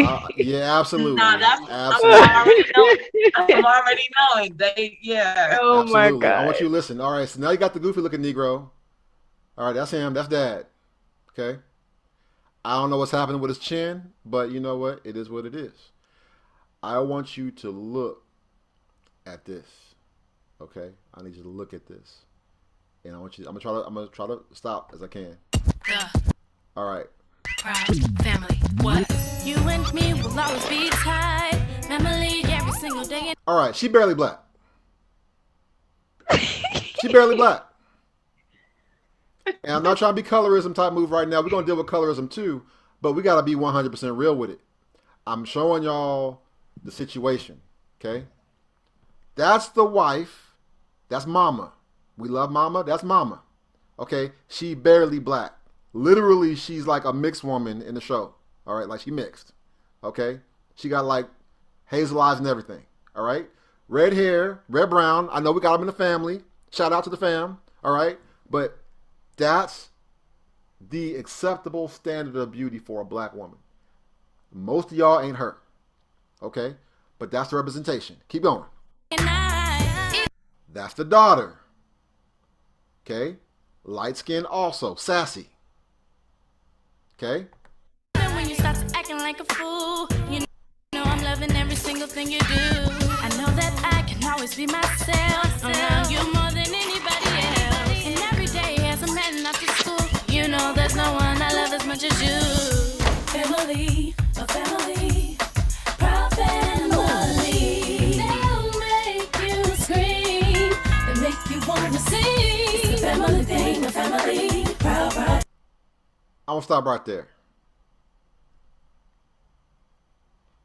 Mixed girl, cool. White girl, gotta have one. We don't know what's going on. This is a boy or girl. It's played by a dude, but we don't know who this dude is. And then you got the dark skinned sister. Okay, her stomach out. She fat with her stomach out. She black. She blacker than Dad. But she got blonde hair. And she got mad attitude. She ghetto as hell.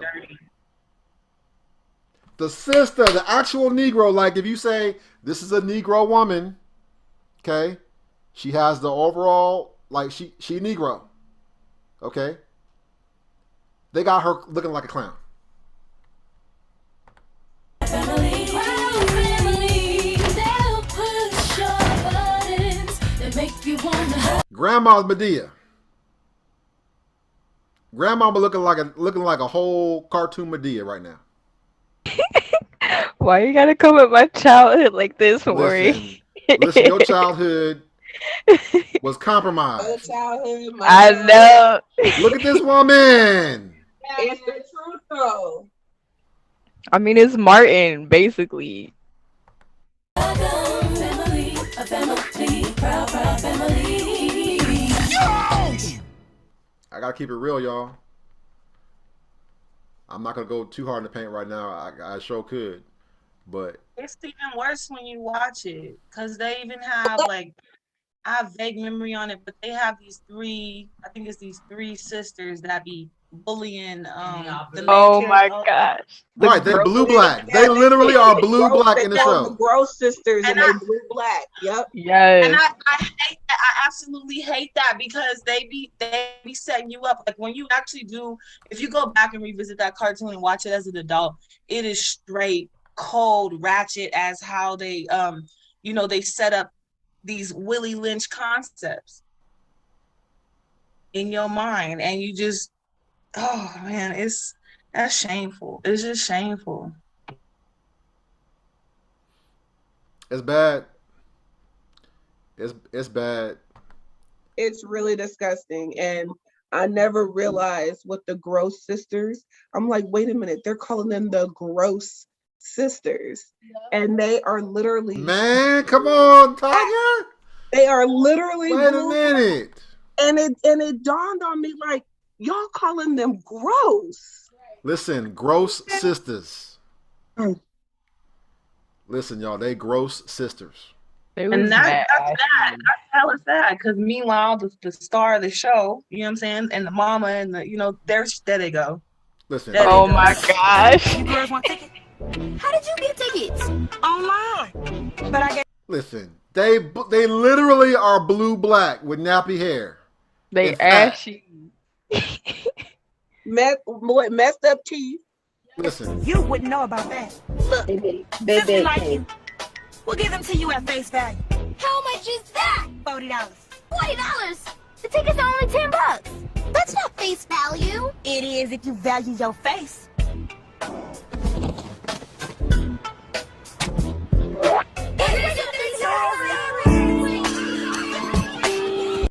Word on the yard is that you and Blondie here can't go to the concert.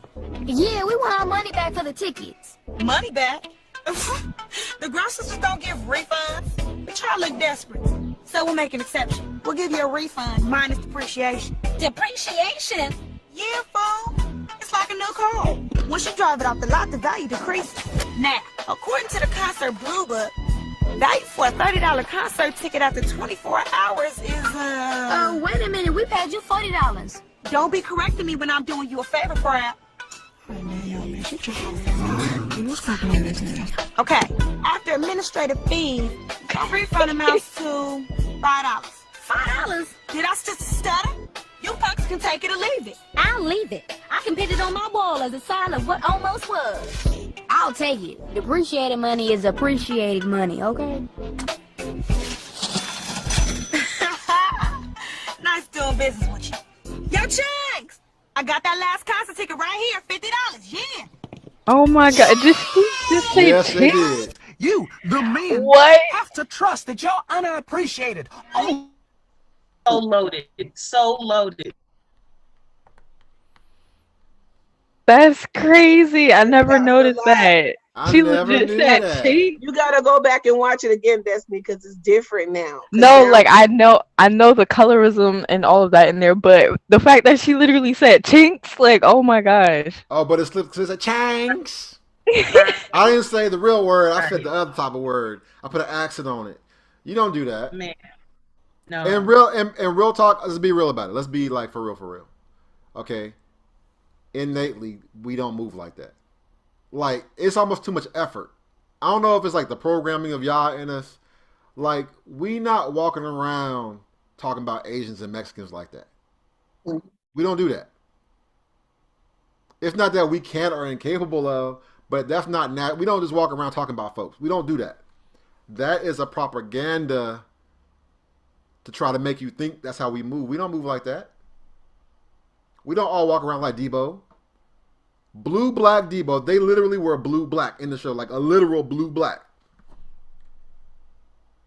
Gross sisters. So my point being, we men have a lot of work to do, and we're going to do this work. I've been looking at things where it's like, I'm busy. I have a lot on my plate already as it is. I do a whole lot, and there's more I need to do. There's a lot that needs to be done. But I recognize that I've been waiting for more of my brothers to step up and take the initiative to do what needs to be done. And in my perspective and opinion, they're not. They're not. So what I would ask for those of you that value this ministry, you see me as a moray to you or one of the morays to you, keep me in prayer and the way I need to move forward in this ministry. All right. So I'll leave it at that. I'm in intense prayer in regards to how to move forward. I understand that I'm going to have a hammer and nails in one hand and a sword in the other, because I already know they're going to be coming for me.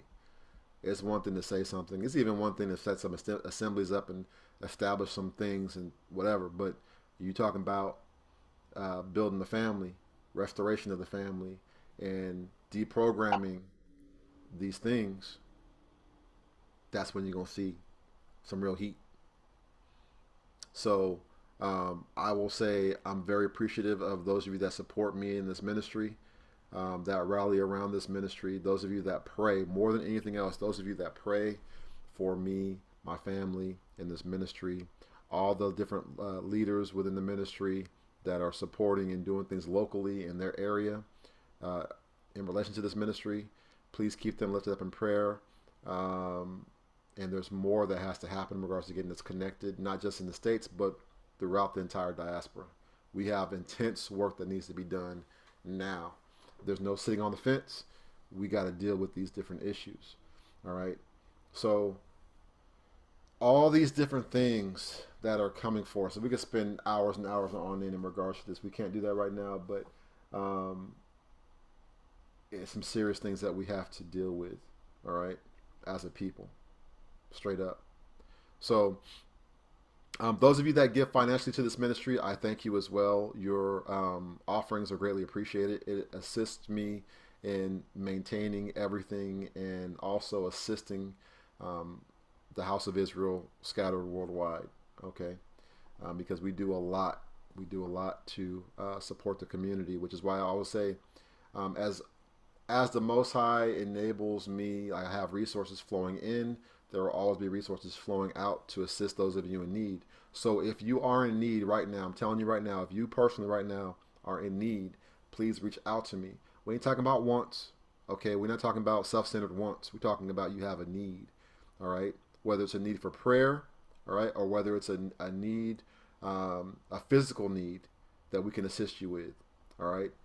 Reach out to the ministry, all right? Now, we ain't talking about pay your mortgage because, you know, you wait. right? We're not paying nobody's mortgage, all right? Because if you can't pay your mortgage this month, you're not going to be able to pay your mortgage next month. So we have to work out a long-term solution in regards to what you're going to do, in regards to that kind of problem. But should nobody be walking around here hungry? Should nobody be about to have, you know, their lights turned off, all right, because they're short $50 or $100 that month? And now you and your children is going to be in the darkness with some candles burning. Or, I'm going to be really super for real raw. You're going to go to jail because you can't afford bail of $100? $200? Like, there was a story that affected me where a sister literally was murdered in the jail. They said she committed suicide, but she didn't. You know how it was. You know how they try to do us. She was in jail because she had nobody to call. She was broke. She had nobody to call to pay $200, I want to say, for bail money. And she ended up dying within a week in that jail cell. Because she couldn't even come up with a $200 bail. $200? She had no family or friends, nobody to call. And literally she died in jail because she couldn't afford $200 for bail before she can go to her trial and go ahead and go account for herself for whatever reason why she was arrested. All right. So these are the types of things I think about day in and day out about how we got to take care of and deal with our people. We got to do better. All right. There's so much to discuss and talk about in regards to how we're going to come through this with our men. There's so many things that are out to destroy us. But I'm going to tell you right now, if you are a Hebrew Israelite man, you have work to do. I don't care where you are in the diaspora. You have work to do because we have to restore things, restore order. It's first going to start in your home. Outside your home, it's going to start in your local community. And from your local community, it's going to affect the entire country. That's what it comes down to. because there's so much loaded. That was first off. I've highlighted very potent small things, but there's like it's like death by a million cuts. As potent as what you've seen, the mental degradation. What do you feel as a young black woman, a young black girl, and you see people that look like you referred to as the Gross Sisters? But the light-skinned girl, she cool. And the dark-skinned girl is ratchet with blonde hair. And the mama's barely black. Okay? They had an episode I saw, one of the first episodes, where the grandmama was getting all hot and bothered off some little Mexican dude in the show. Grandma. Medea. In the show. Because the mixed girl's grandpa was up in there, and the grandma and grandpa was like, hey, what's up? In the show.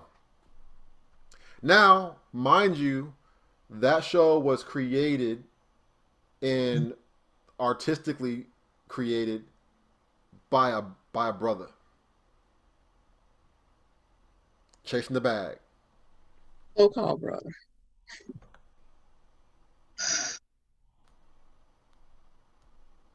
So the same dude that did Baby's Kids did Proud Family. And now you got the Prouder Family, and you know that's going to be about LGBTQ up in there. Yes. Yes. Because it got to be infiltrated. It got to be infused. The LGBTQ destruction has to be infused in everything. In every agenda, whether it don't matter what it is, it has to be infused in everything. So we got to deal with these issues as a people. All right. It is what it is. Hey, those of you online, blessings to you all. I haven't been paying no attention to y'all, but I love y'all. I greatly appreciate those of you that have been here. We got 116 folks that are online watching. Shout out to everybody in the chat room. All the moderators that have been holding it down, I greatly appreciate you. And all the work that you guys are doing, especially those of you that have your own ministries and your own businesses. Greatly appreciate it. All right. One thing I want to say is that don't let this be the only time you fellowship and get with us. Join us over at HebrewConnect.com. All right. Get connected. There's various groups that break out throughout the week. Get connected. Start your own. All right. I do got to mention this before we move on to the script. HebrewConnect.com is a platform. Oftentimes, and I get it, I understand, and I appreciate the respect. It's a platform. You don't have to come to me for everything you would like to do on that platform. All right. Now, if you're trying to wild out and do the most, like you in error, then okay, well then there you go. Like then you need to talk to somebody. But in general, it's a platform. You can build it out as you see fit. If you have a ministry or a business, build it out. No different than you set up a Facebook page. Go ahead and get set up. If you want to have a group set up for you and your 5 ladies, get it set up. All right. If you got a small business, create you a page and advertise your products, market your products, and do all the things. Like, you don't have to come to me for everything. Like, it's not a group. It's a platform. So use it, build it, grow it as you see fit. You build on the solid ground, the rock of Yah. It's our own platform. It's controlled by us. 100% Hebrew Israelite owned, meaning it's a Hebrew Israelite man and a Hebrew Israelite woman. It's a Negro man and Negro woman. There's no mystical Jew in the background that's funding things and directing how things go. There's no outside persons doing stuff. All right. Everything is within the house. Okay. You can still go have your Facebook and your Instagram and your TikToks and all that kind of stuff if you want to. Keep doing what you're doing. But make sure you invest in our own platforms. It actually is disappointing when I see so many of us that have ministries and groups and things, and we will go out there and say, check me out on Facebook, Instagram, YouTube, TikTok, and you don't mention none of the Hebrew Israelite platforms that you have or that exist. So what are you really doing? What is your real motivation? Like, I don't care what you use. Like, if you on Hebrew Sphere, you should also market, check me out on Hebrew Sphere. As much heat and effort as you put into, I'm on YouTube and Instagram and Facebook and TikTok, okay, and whatever else is out there, you should also be pushing platforms by your people. Otherwise, you're not going to have no platform by your people because it ain't cheap. It's not cheap. We don't have multi-million dollars to sustain everything and back everything up, right? So when we're putting forth this effort and energy for the community, right, you need to support. It just looks off that we sit there and, you know, I'm a Hebrew Israelite and I'm tired of being censored. It's almost like, are you enjoying the fact that you're censored on Facebook and Instagram and on Twitter? Do you get off on the fact that does that make you feel a certain way to brag and say, oh yeah, you know how they are on Twitter? They always silencing me on Twitter. All 15 of y'all seeing my stuff. You know what I mean? Or, oh, you know how Facebook is. They always blocking my stuff and all these issues and I can never get my message out. Oh, you know how YouTube is. You can't ever say nothing. And you know I can't say that because you know how YouTube is. But you don't try to build up your platforms on Hebrew Sphere or HebrewConnect.com or Hebrew Connect TV. So why are you moving the way you're moving? You may have to self-reflect on that. I think everybody should probably have to self-reflect on that. Now, devil's advocate, or just an alternate advocate, if the platforms are trash and you like, I can't stand the platforms, they trash, then what you should do is reach out to those people like myself or Dante Fortson and be like, hey, your stuff is trash, fix it.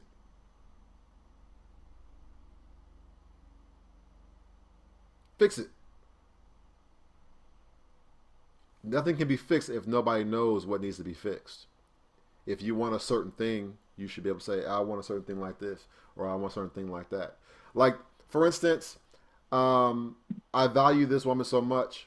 There was a sister that reached out to me back when I was only on HebrewConnect.org for my own ministry. That was it. She said, you know what we really need is we need a job board, like for employment. I said, wow, that's really good. That's really good. I like that. But I recognize I'm not going to be able to do that on HebrewConnect.org.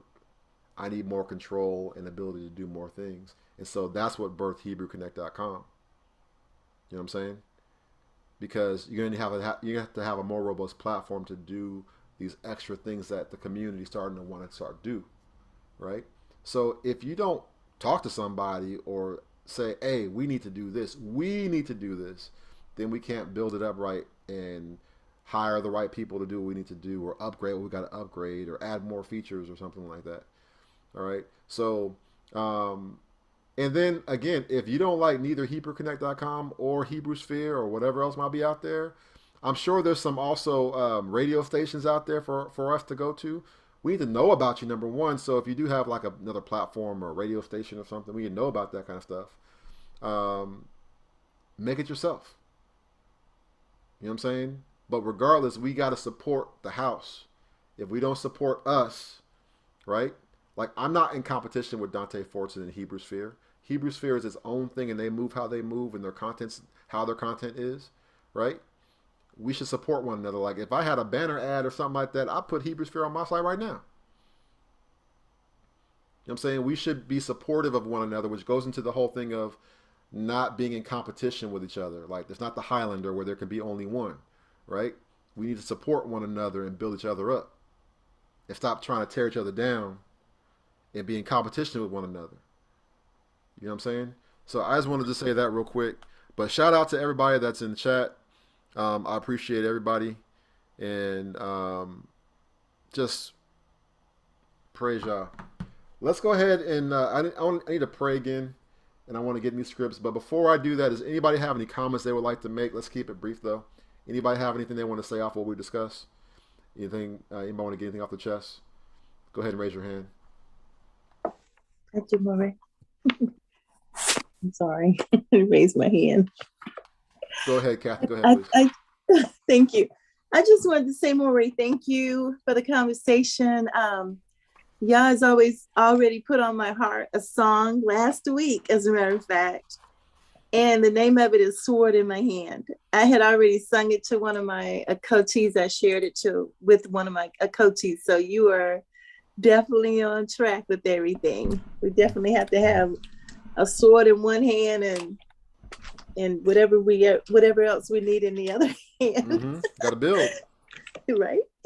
Got to build. Praise y'all. Bino, go ahead, please. Well, hello. I just wanted to say I appreciate the work that you do. This is my first time on the Zoom, but I have been watching you for a while. And there's a lot of things that I would like to talk to you about when the proper chance to, if that's okay. Absolutely. All right. All right. Praise y'all. Destiny, go ahead, please. Destiny, go ahead. I just want to thank and praise Yah that like everything's already said and done. Like even though these people act like parasites and they take over everything that we have, like even have brisket back Becky, she over here with her edges done. She over here with the box braids, everything. Like I'm tired of it. I'm so tired of it. Like we can't have nothing, but I'm so glad that when we get back in our land, like it's just gonna be us. You know, there's gonna be people that are grafted to us, and you know they're gonna be our servants. And I don't want to lord it over them, but it's like it's our due. It's our due. Like it belongs to us. Period. Like I don't care. I'm tired. No, I understand. I definitely understand, and it's one of those things where, like, it's anybody hating on nobody. It's just the raw real. It's just the reality is that America, the American system, this system doesn't want the truth. It hates the truth. They don't. I thought you Negroes were happy here. I thought you were happy here. Don't you love it here? The land of the free, home of the brave. We saved you, didn't we? It's ridiculous.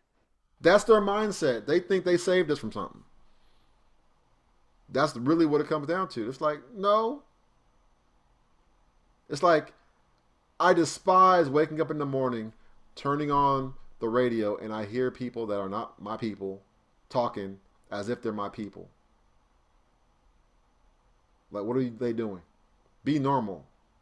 But they can't, because they have to emulate us in every way, but then they pervert it and make it something that it's not.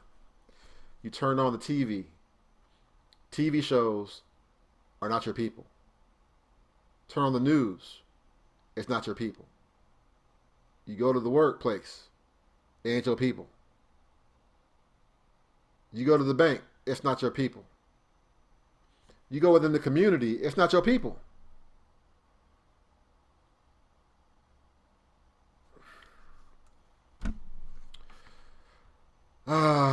My sister Bertha, go ahead, please.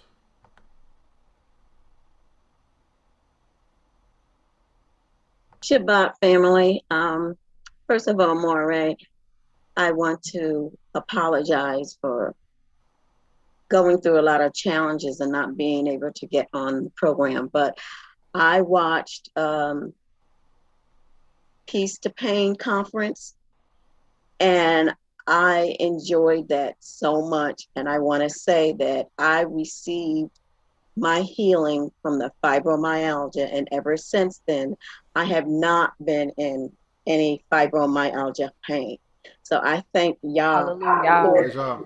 I thank Yah for allowing you to have that conference, because it was a truly, true blessing, and I receive it.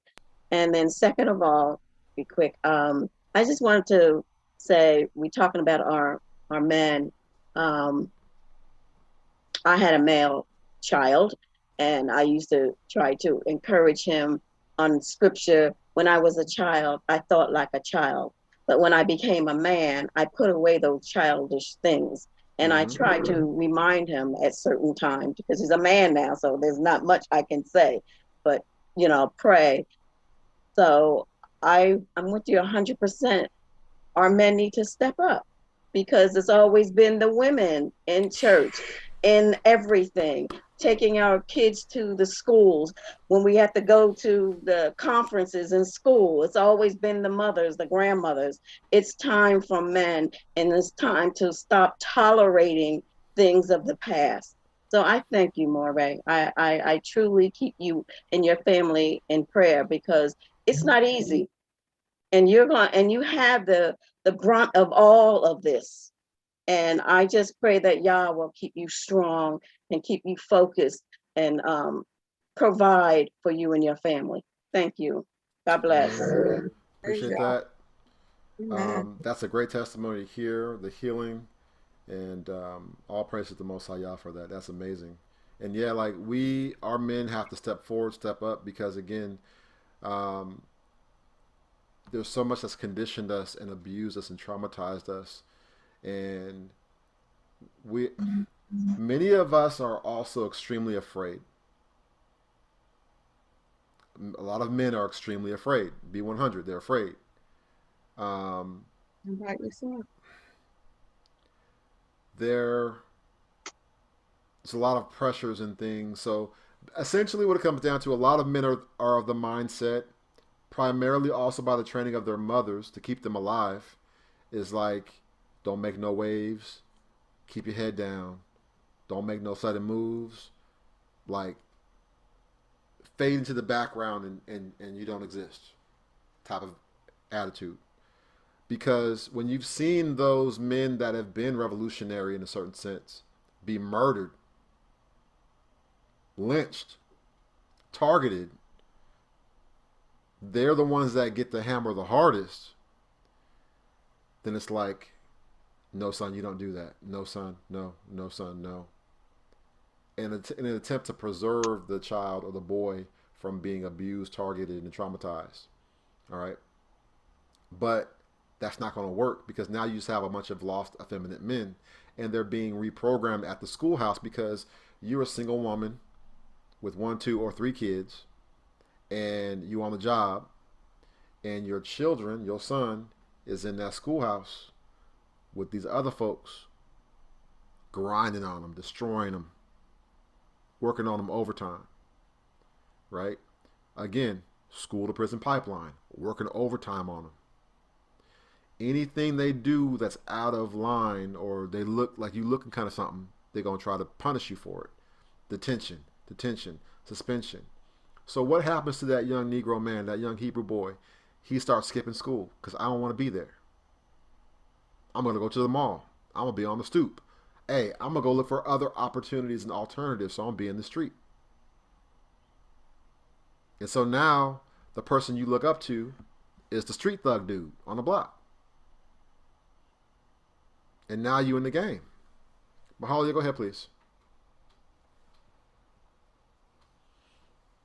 I wanted to just give a word of encouragement, despite everything that's happening, that's going on, just staying the course, staying, on the straight path, and just reaching out for help. Because I think our people, we have a problem with asking for help, feeling ashamed to ask for help. So reach out and ask for the help if you need it. Whether it's, financially, spiritually, emotionally, mentally, reach out and get the help. And just also what Sonia was asking too, how can we, start? I think it just starts with us making that change, right? Like you know the changes you want to see in us as a people. So you start doing that, you start being that person, and, teach it to your children. If you have young children, that's the one thing I'm so happy that I can do. I have little ones, is, trying to put that in them. Like, we praise the Most High Yah, that's our Elohim, and just trying to raise them, in a righteous lifestyle. So I think it just starts with us. Just do it in your home, in your household, and do it with with your fellow brothers and sisters. And that's how we can start it again. Amen. Deirdre, go ahead, please. Yeah, I just wanted to say thank you for stating some of the hard truths that need to be said so that we can collectively grow into the people that Yah has purposed us to be. That's it. Praise Yah. Felina, go ahead, please. Shalom. I have a question for the whole house of Israel, men and women. What are we waiting for? Yah has given us an opportunity for you men to step into your rightful, righteous position. And we're sitting on our hands. And he's waiting on you to move. He's waiting on you guys to call out to him for instruction and direction so that you can take back over this nation as he had ordained you to run it. Us women, we're ready for y'all to do that. And we too, as women, we want to step back into our righteous role of supporting you. What are we waiting for? I'm speaking for a lot of my sisters, and selfishly, I am tired. I'm exhausted. I don't want to do anything but live the life that Abba Yah has given us to live, which is to bring him glory. I'm exhausted. What are we waiting for? That's my question. Amen. Amen. Khan, Cody, Felina, Khan. Hallelujah. Yep. Real We talk. gotta pray for the men. We gotta pray for them to come back.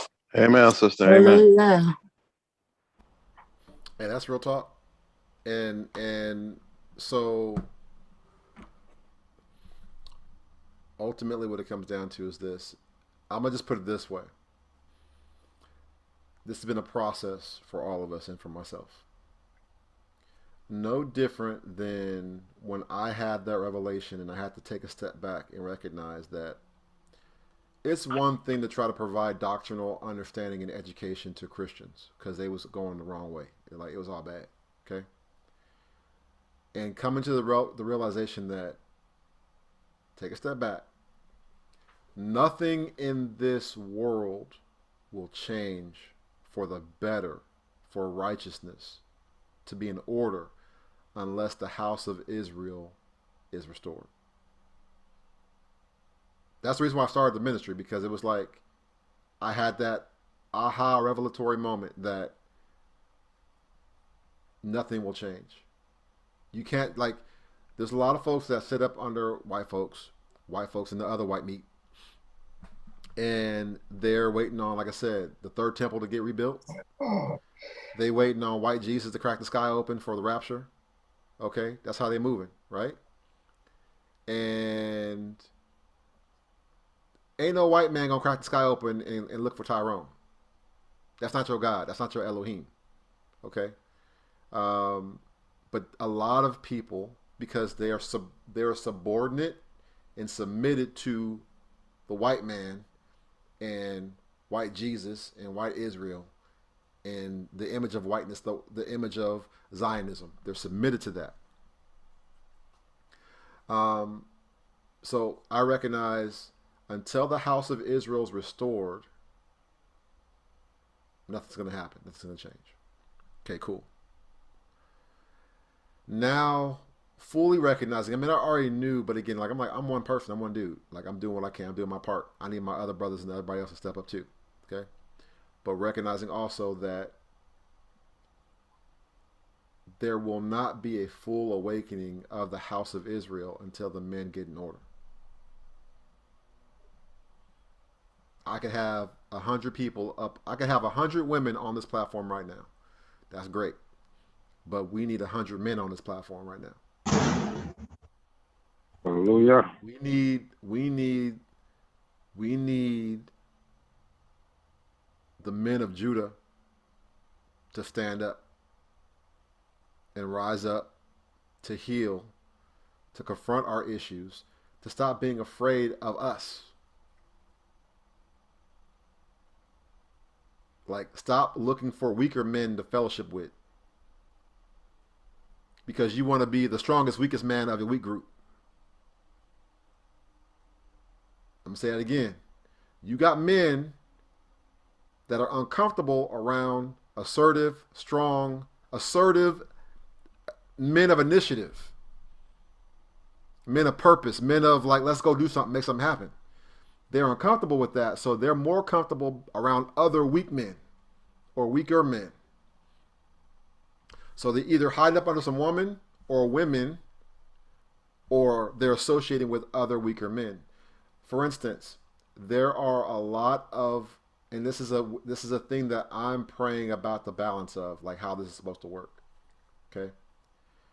Because there are some men within Israel that want to lord over weaker men. So they seek out weaker men to lord over. Like, I'm the God of you. Like, you don't go left until I tell you to go left. And if you go against me saying go left and you want to go right, I'm going to say what? You coming against Yahusha? Because I'm under the direct authority of Yahushua HaMashiach. That's abusive. That's spiritual abuse, where you have people that are trying to lord over your life. They want to lord over your marriage. They want to tell you what it is and what it isn't for your household. Nah, bro, no, you got to put her away. Yeah, that black woman, she too difficult. She ain't really real. She ain't saved. She not really no Hebrew. Put her away and get this woman. And so there are,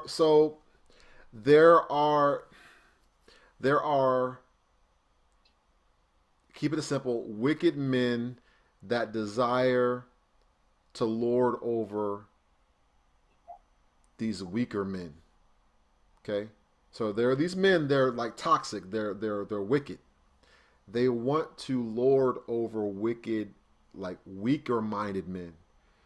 Followers, basically, like blind followers, not like it's not sustainable. Let me give you an example. We're gonna move forward. When you look at the various camps that exist today, they're offshoots of One West. But because of the toxic nature and foundation of One West, these men keep fragmenting and fragmenting and fragmenting and fragmenting and fragmenting. Meaning now you got like 50 plus One West derivative camps out there because of that toxic foundation, where you just have a bunch of men trying to lord over and rule over other men. Now, don't get it twisted. There needs to be structure, order, balance, discipline. You got to have that. Okay? In order for this thing to function properly. The problem is self-centeredness and self-absorption. When you're self-absorbed in yourself, when you think you're the oracle of Yah, you think you're the only one that the Most High can speak through. You the new Moses, basically. The new Moses. Okay? All right? And so if anybody goes against what you want to do, then they cut off, they doomed, they ain't saved. The Ruach HaKodesh has left them. They despised and destroyed and cast off, and they're now sealed for destruction. All because they didn't want to do what you want to do. That's how some of these ministries are operating right now. So what ends up happening? Forget them. I'm going to start my own ministry, right? And if they're married, now their girls got their head up. Yeah, babe, you can do it yourself. So now you got 50 different variants of these One West camps, where because I had a falling out with this man that was above me, now I'm going to branch off and start my own thing where I'm going to be the new dictator.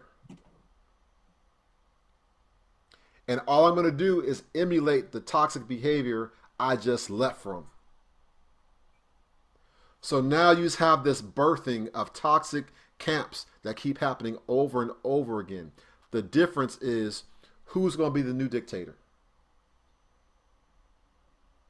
That's what's happening right now. So we have to get to a place where we as men stop trying to lord over other men or weaker minded men. Because you can only lord over a man for so long before they want to break free and be their own dictator. Okay, because ingrained is still that competition. He ain't nobody. Who that nigga think he is? He ain't nobody. And that is the raw truth. That is the raw truth that these people feel. They come in the flesh real quick. Now you a ninja. Before you were the great Moray. Hey, Moray, what do you think about this, Moray? Or you the general. Or you the captain. Okay? And now you ain't nobody because now we got some conflict. So we got to learn how to deal with conflict resolution. We have to be able to deal with men on men relationships and be comfortable enough to say, you know what? When you did that, that hurt my feelings. I don't like how you moved when you said that and when you did that because it's making me feel a certain type of way. You should be okay to say that versus being introverted and stuffing it, but you walk around with a mad attitude until one day you have too much and then you want to start out and do your own thing. So now you're looking for other men to lord over. Like when I mean the lord over, I'm talking about generally what it comes down to is a lot of these camp dudes, they go after like you green as grass. Probably barely read the Bible. Probably don't even know the Bible like that. You ain't never read the Bible a day in your life. Okay, but they seduced you with what they were saying, and now you like, I'm a Hebrew Israelite now. All right, I'm in the camp now. Oh, I know. So maybe you get you a shirt with no fringes, because you just got a shirt with no fringes. They're gonna do like the military. You know what I'm saying? You're gonna be a fuzzy. I think they call it E-fuzzy. You an E-fuzzy. So you got your shirt with no fringes on it. And then if you go through the steps and you follow my orders like I want you to, then all of a sudden you might earn your fringes. Hey, congratulations, brother. Hey, here's your fringes. Now you happy because you got a shirt with fringes on. All right. And so then I guess it ranks up. You get more garb and more, your outfit gets better. And you know what I'm saying? Now you might get a Mitri on. Right? So they be running game on these kids.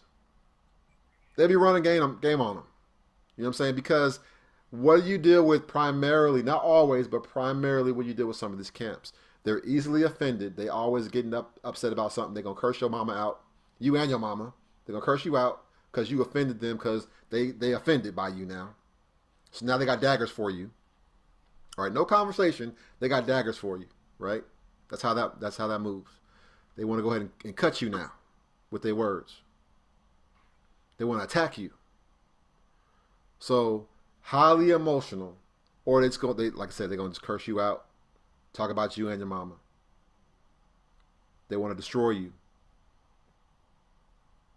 Like we just got to do better. It's bottom line. We have to learn how to communicate and deal with our emotions and our offenses, so that we're not always trying to attack one another as men. Or like I said, we get introverted, stuff it, and just be walking around angry all the time. All right. But they go after green as grass, inexperienced dudes that they don't barely know the Bible. But what are they thirsty for? Acceptance. And another man to actually be willing to pour into them and mentor them. To father them in many cases. Okay? The problem is that the righteous brothers are not trying to mentor and father anybody. But the wicked folks is all for it. Oh, I got you, brother. Come over here. Let me show you.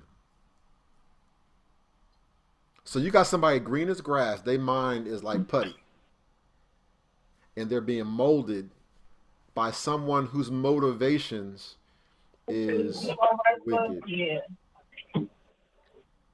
All right. So Most High gave me something, and I'm gonna go ahead and break that down in a minute. But before I do that, Mayala, go ahead, please. Okay, I was just gonna go back on what Cody Felina was saying, and my message to our Hebrew Israelite men is that we love you dearly. We support you with all that we have. And so I would just pray that the men understand that we absolutely have your back. We're hard on you because we know your potential and we know you can do better. So I would pray that the men understand that. So that's what I had to just add to that. Amen. Amen.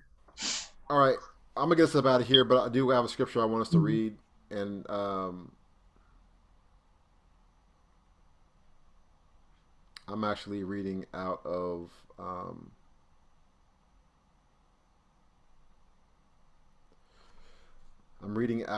the Hebrew Gospels. I mentioned before in the past, I know some of y'all don't know this kind of stuff, but the Vatican released a couple of years back some of the Gospels that were in Hebrew. Allegedly, these are from Sepharad, these are from Spain. Allegedly, these are Hebrew Gospels the Vatican had locked up in the vault for forever. Problem with the Vatican is that it's the Vatican, number one. It's the devil, number one. You just got to be real with it. It's the devil. No matter what, it's the devil. So what you're dealing with is, what the Vatican will do is they'll sit on stuff for like years and years. So there's no real telling it how authentic these things are or not. Being 100. But I'm going to show you a translation of the Hebrew Gospels, the Gospel of Matthew, right now. I can show you the actual manuscript. You can read it for yourself. If you can read Hebrew, you can read it. But 1 second. Hey, Bino, check your microphone. It shows that your microphone is muted, but for some reason we can still hear everything you got going on. So nothing crazy, but we can still hear everything. So I'm gonna check that real quick.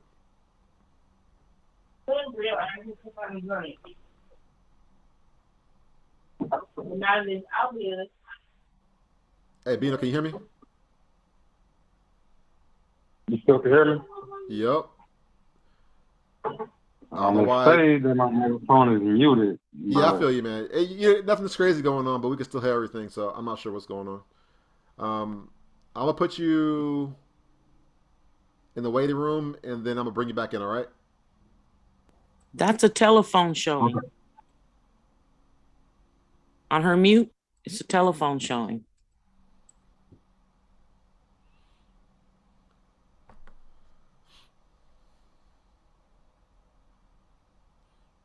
Let's see if it comes back in.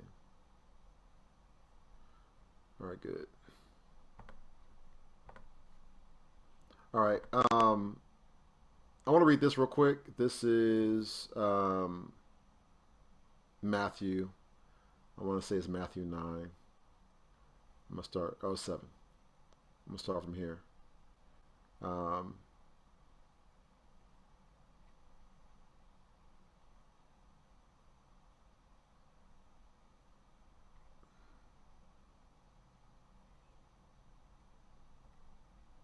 So this is a translation of the Hebrew Gospels. You can go to HebrewGospels.com if you want to see everything.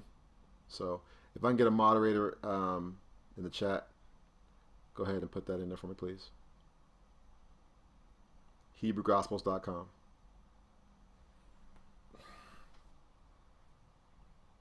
All right, I'm going to start off in verse 6.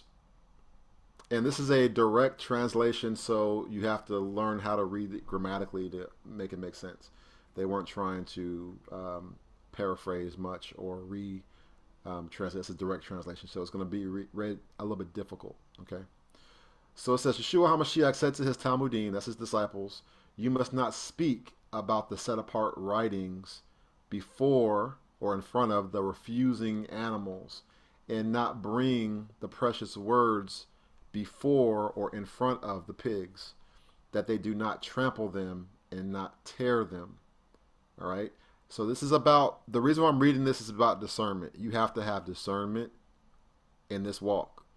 And as we were talking, this will be the scripture we're going to read today before we get up out of here. We're going to have some scripture we got to read. All right. And so again, Yeshua HaMashiach said to his Talmudim, you must not speak about the set apart writings before the refusing animals, and not bring the precious words before the pigs, that they do not trample them and not tear them. Ask of El, and he will fulfill your requests. You search, and you will find. Knock on the door, and it will be open to you. For every man who asks receives, and he who searches finds, and he who knocks will enter. Who of you, if his son asks him bread, will give him stones? And if he asks him a fish, will give him serpents? Thus you, if you know with your discernment to give good things to your sons, how much and how much more does the heavenly El know that he should give good things to those who ask him? Everything that you want that men should do to you, you must do to them. This is the Torah and the prophets. Yeshua Mashiach said unto his Talmudim, enter through the narrow gate, for wide is the way that leads men to destruction, and many are entering by it. But the gate and the way that leads to life, it is exceedingly narrow, and few are they who find it. Guard yourselves from the prophets of deception. I'm going to say that again, y'all. So I'm reading this to y'all. All right. Guard yourselves from the prophets of deception, who come in clothing of ewes, but their inside they are rending wolves. By their deeds, their actions, the way they move, you will recognize them, for a man is not able to gather grapes from a bramble, neither figs from thorn bushes. And every good tree produces good fruit, and a bad tree, or a bad fruit tree, produces bad fruit. Every tree that does not produce good fruit will be cut down and burned. By their deeds, their actions, how they move, you will recognize them. This is where I want to get to, and this is so powerful. Moreover, Yeshua HaMashiach said unto his Talmudim, not all those who call me Adon will enter into the heavenly kingdom, but they who do the will of my Father will enter into the heavenly kingdom. In that day, many will say, Adon, we were brought in your name and healed the Satan-possessed ones. And in your name we did many signs. Then he will say to them that he never knew them. Hear me on this one. Depart from me, guilty ones, full of corruption of heart. Depart from me, guilty ones, full of corruption of heart. Every man who, hearing his words, do them, will be like the wise, who founds his house on the established rock. But he who hears my words and does not do them is like a fool who builds his house on the sand. Then there came rains and winds and torrents, and they made it fall with weight. All right, so I'm gonna stop right there. I wanted to break that down. I felt led to go ahead and break that down real quick. It is the motive of the heart Don't look at just what they're doing and what they're saying. You have to discern the motive of the heart. I'm telling y'all, you have to discern the motive of the heart. The most dangerous Hebrew, or I would say the most dangerous man, but I'm talking about Hebrew within the house. The most dangerous Hebrew is the self-centered and self-absorbed Hebrew. They can say all the right things. They can even do all the right things. But their motivation is wicked. Because you have not considered why do they do what they do. What is their motivation for doing what they're doing? What is their motivation for being nice to you today? It's no different if your daughter or son comes in and they're like, oh, Dad, I love you so much. You're so great and wonderful. You're the greatest dad in the whole wide world. Is there anything I can do for you, Dad? I'll take the trash out, Dad. Dad, can I wash your car today? That's all fantastic. It's great. What's your motivation? I want a new PS5. So I thought if I buttered you up and did all these things, I could just basically hustle you into getting me a PS5. Your motivation was crooked. Any other case, Dad may just be like, you know, you're a good kid. I'm gonna give you one anyway. I'm gonna get you a PS5 or Xbox 360 or something like that. I'm gonna get you something. Okay? But again, don't reward that behavior, number one. But number two, you have to discern the people around you, the relationships you have, right? You got to discern, what do you want? Why are you moving the way you're moving? All right, because it's no different. Like I'll say this last part and I'll go. All right, and we're gonna pray up out of here and stuff like that, so you guys can get to your families. A long time ago, I used to work at a car dealership, and at this car dealership, there would be 2 ice cream trucks that would come through to the dealership. And, you know, it'd be a hot day in California, you hot, summertime, and you hear that truck coming, you like, hey man, ice cream man is here, man. You a grown man, the ice cream man is here. So everybody's kicking down cash. The general manager, the dealer, everybody's kicking down cash. We're going to buy the whole dealership some ice cream. Because we balling like that. We're going to get some ice cream for everybody. All right? But there was 2 ice cream trucks. One was a legit ice cream truck. The other one was a shady ice cream truck. And you would sit there, and the reason why the shady ice cream truck was shady was because the shady ice cream truck, when it came around the corner, it came through, the dude acted sketchy, like the FBI was going to jump out at any moment and confiscate his truck and throw him in jail. So you in his face, and he like, yeah, man, so what you want, man? He looking out. We like, man, I want some ice cream, but I don't know if I want your ice cream. I mean, you giving me bad vibes and feelings, and sometimes if you really want some ice cream, you give him some money or whatever. But real talk, you hear the dun, dun, dun, dun, dun, dun, dun. You're like, oh man, the ice cream man's coming. So you pull your cash out, and the moment you saw it was that crooked looking dude, you put your money away like, nah, I'm good. But listen, it may seem irrational or illogical, but if you come off like a shady dude, you come off sketchy, you come off like, you want some ice cream? Like, nah, I don't want that ice cream, man. Nah, we good, man. Dude would come through, we'd be like, nah, man, we good, bro. Yep. We thought you was the other ice cream truck. You the shady, sketchy ice cream truck. We don't know what you doing in this truck. Nah, we cool, man. All right? The reality is that whether people know it or not, and if you are shady, sketchy, that's how you come across. If you wonder why folks don't want to deal with you because you come off sketchy, they can read you. You exuding the sketch. All right? You sketchy. All right? So no different when we're in this awakening and we got mores and moras and emas and elders and everybody else is trying to come through and speak on these different things.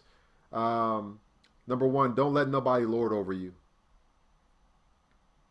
They may tell you what it is and say, I don't like how you're moving. I don't like this. I don't like that. This is whatever.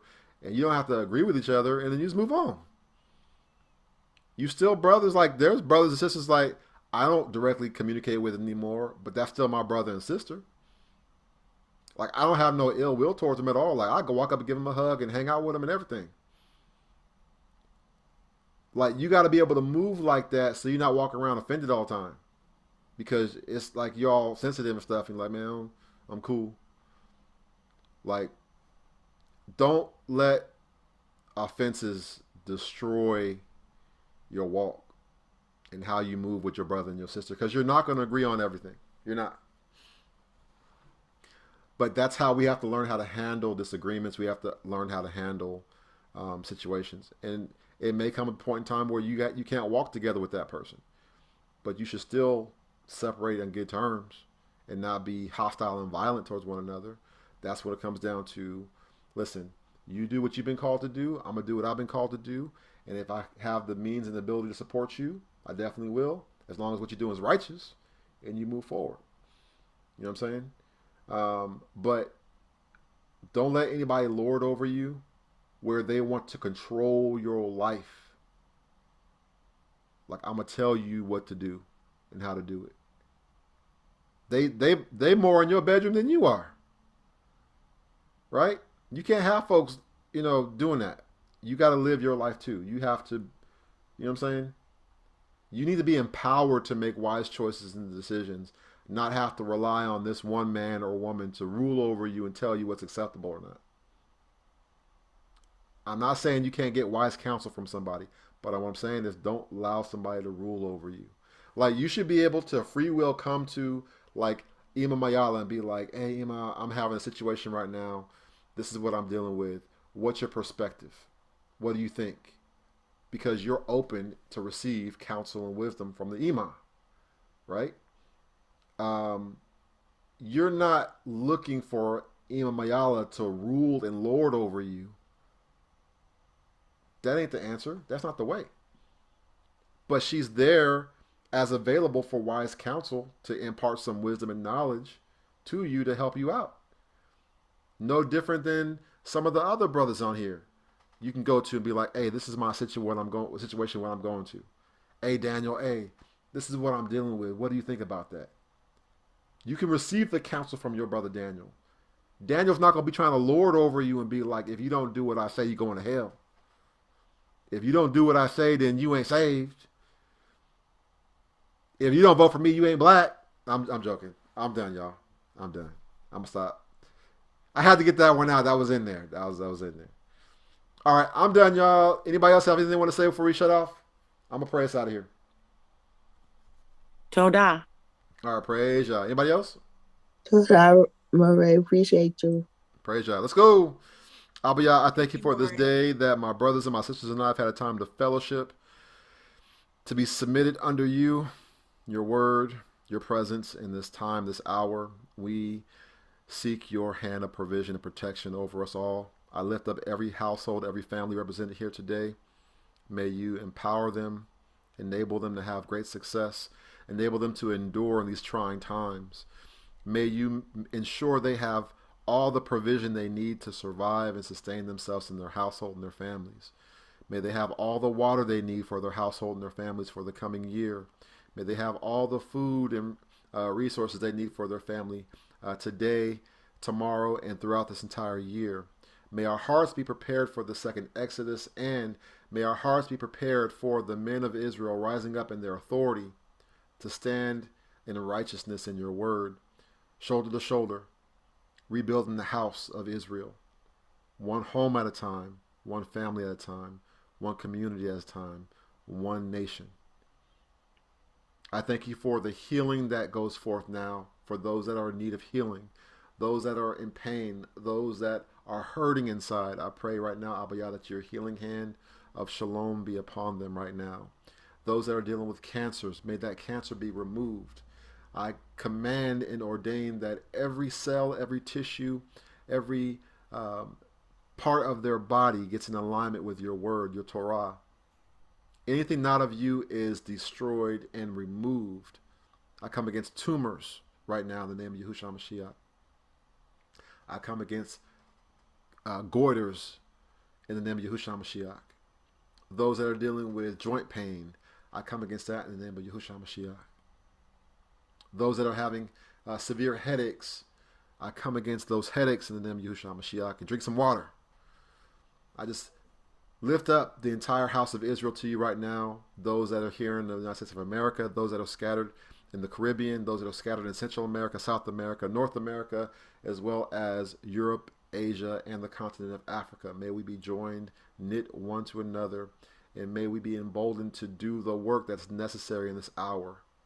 Those that have been called into ministry, may you edify them and get them connected righteously. May they have the provision that they need to do the mighty work that's called upon them to do. I call for restoration of the home, restoration of the family. Those Hebrew Israelite families and marriages that are in disarray and discord, I pray for healing on their marriages and within their family. I come against the spirit of strife and abuse, degradation, harshness. May the spirit of love and unity rest upon each of our houses this day. May we be blessed in the city, blessed in the field, blessed in our jobs and our businesses. May we come together in full righteousness, and may you get all the glory in and through our lives being made manifest before men. In the name of your Son, Yahushua HaMashiach, we pray, amen. Amen. Hallelujah. Amen. Hallelujah. Thank you. Hallelujah. Amen. Amen. All right. Thank you. Yeah. Thank you. Good morning. Everybody have a great evening. Good Most High. All right. Spend time with your Bye. family. Everybody Shalom. shalom. So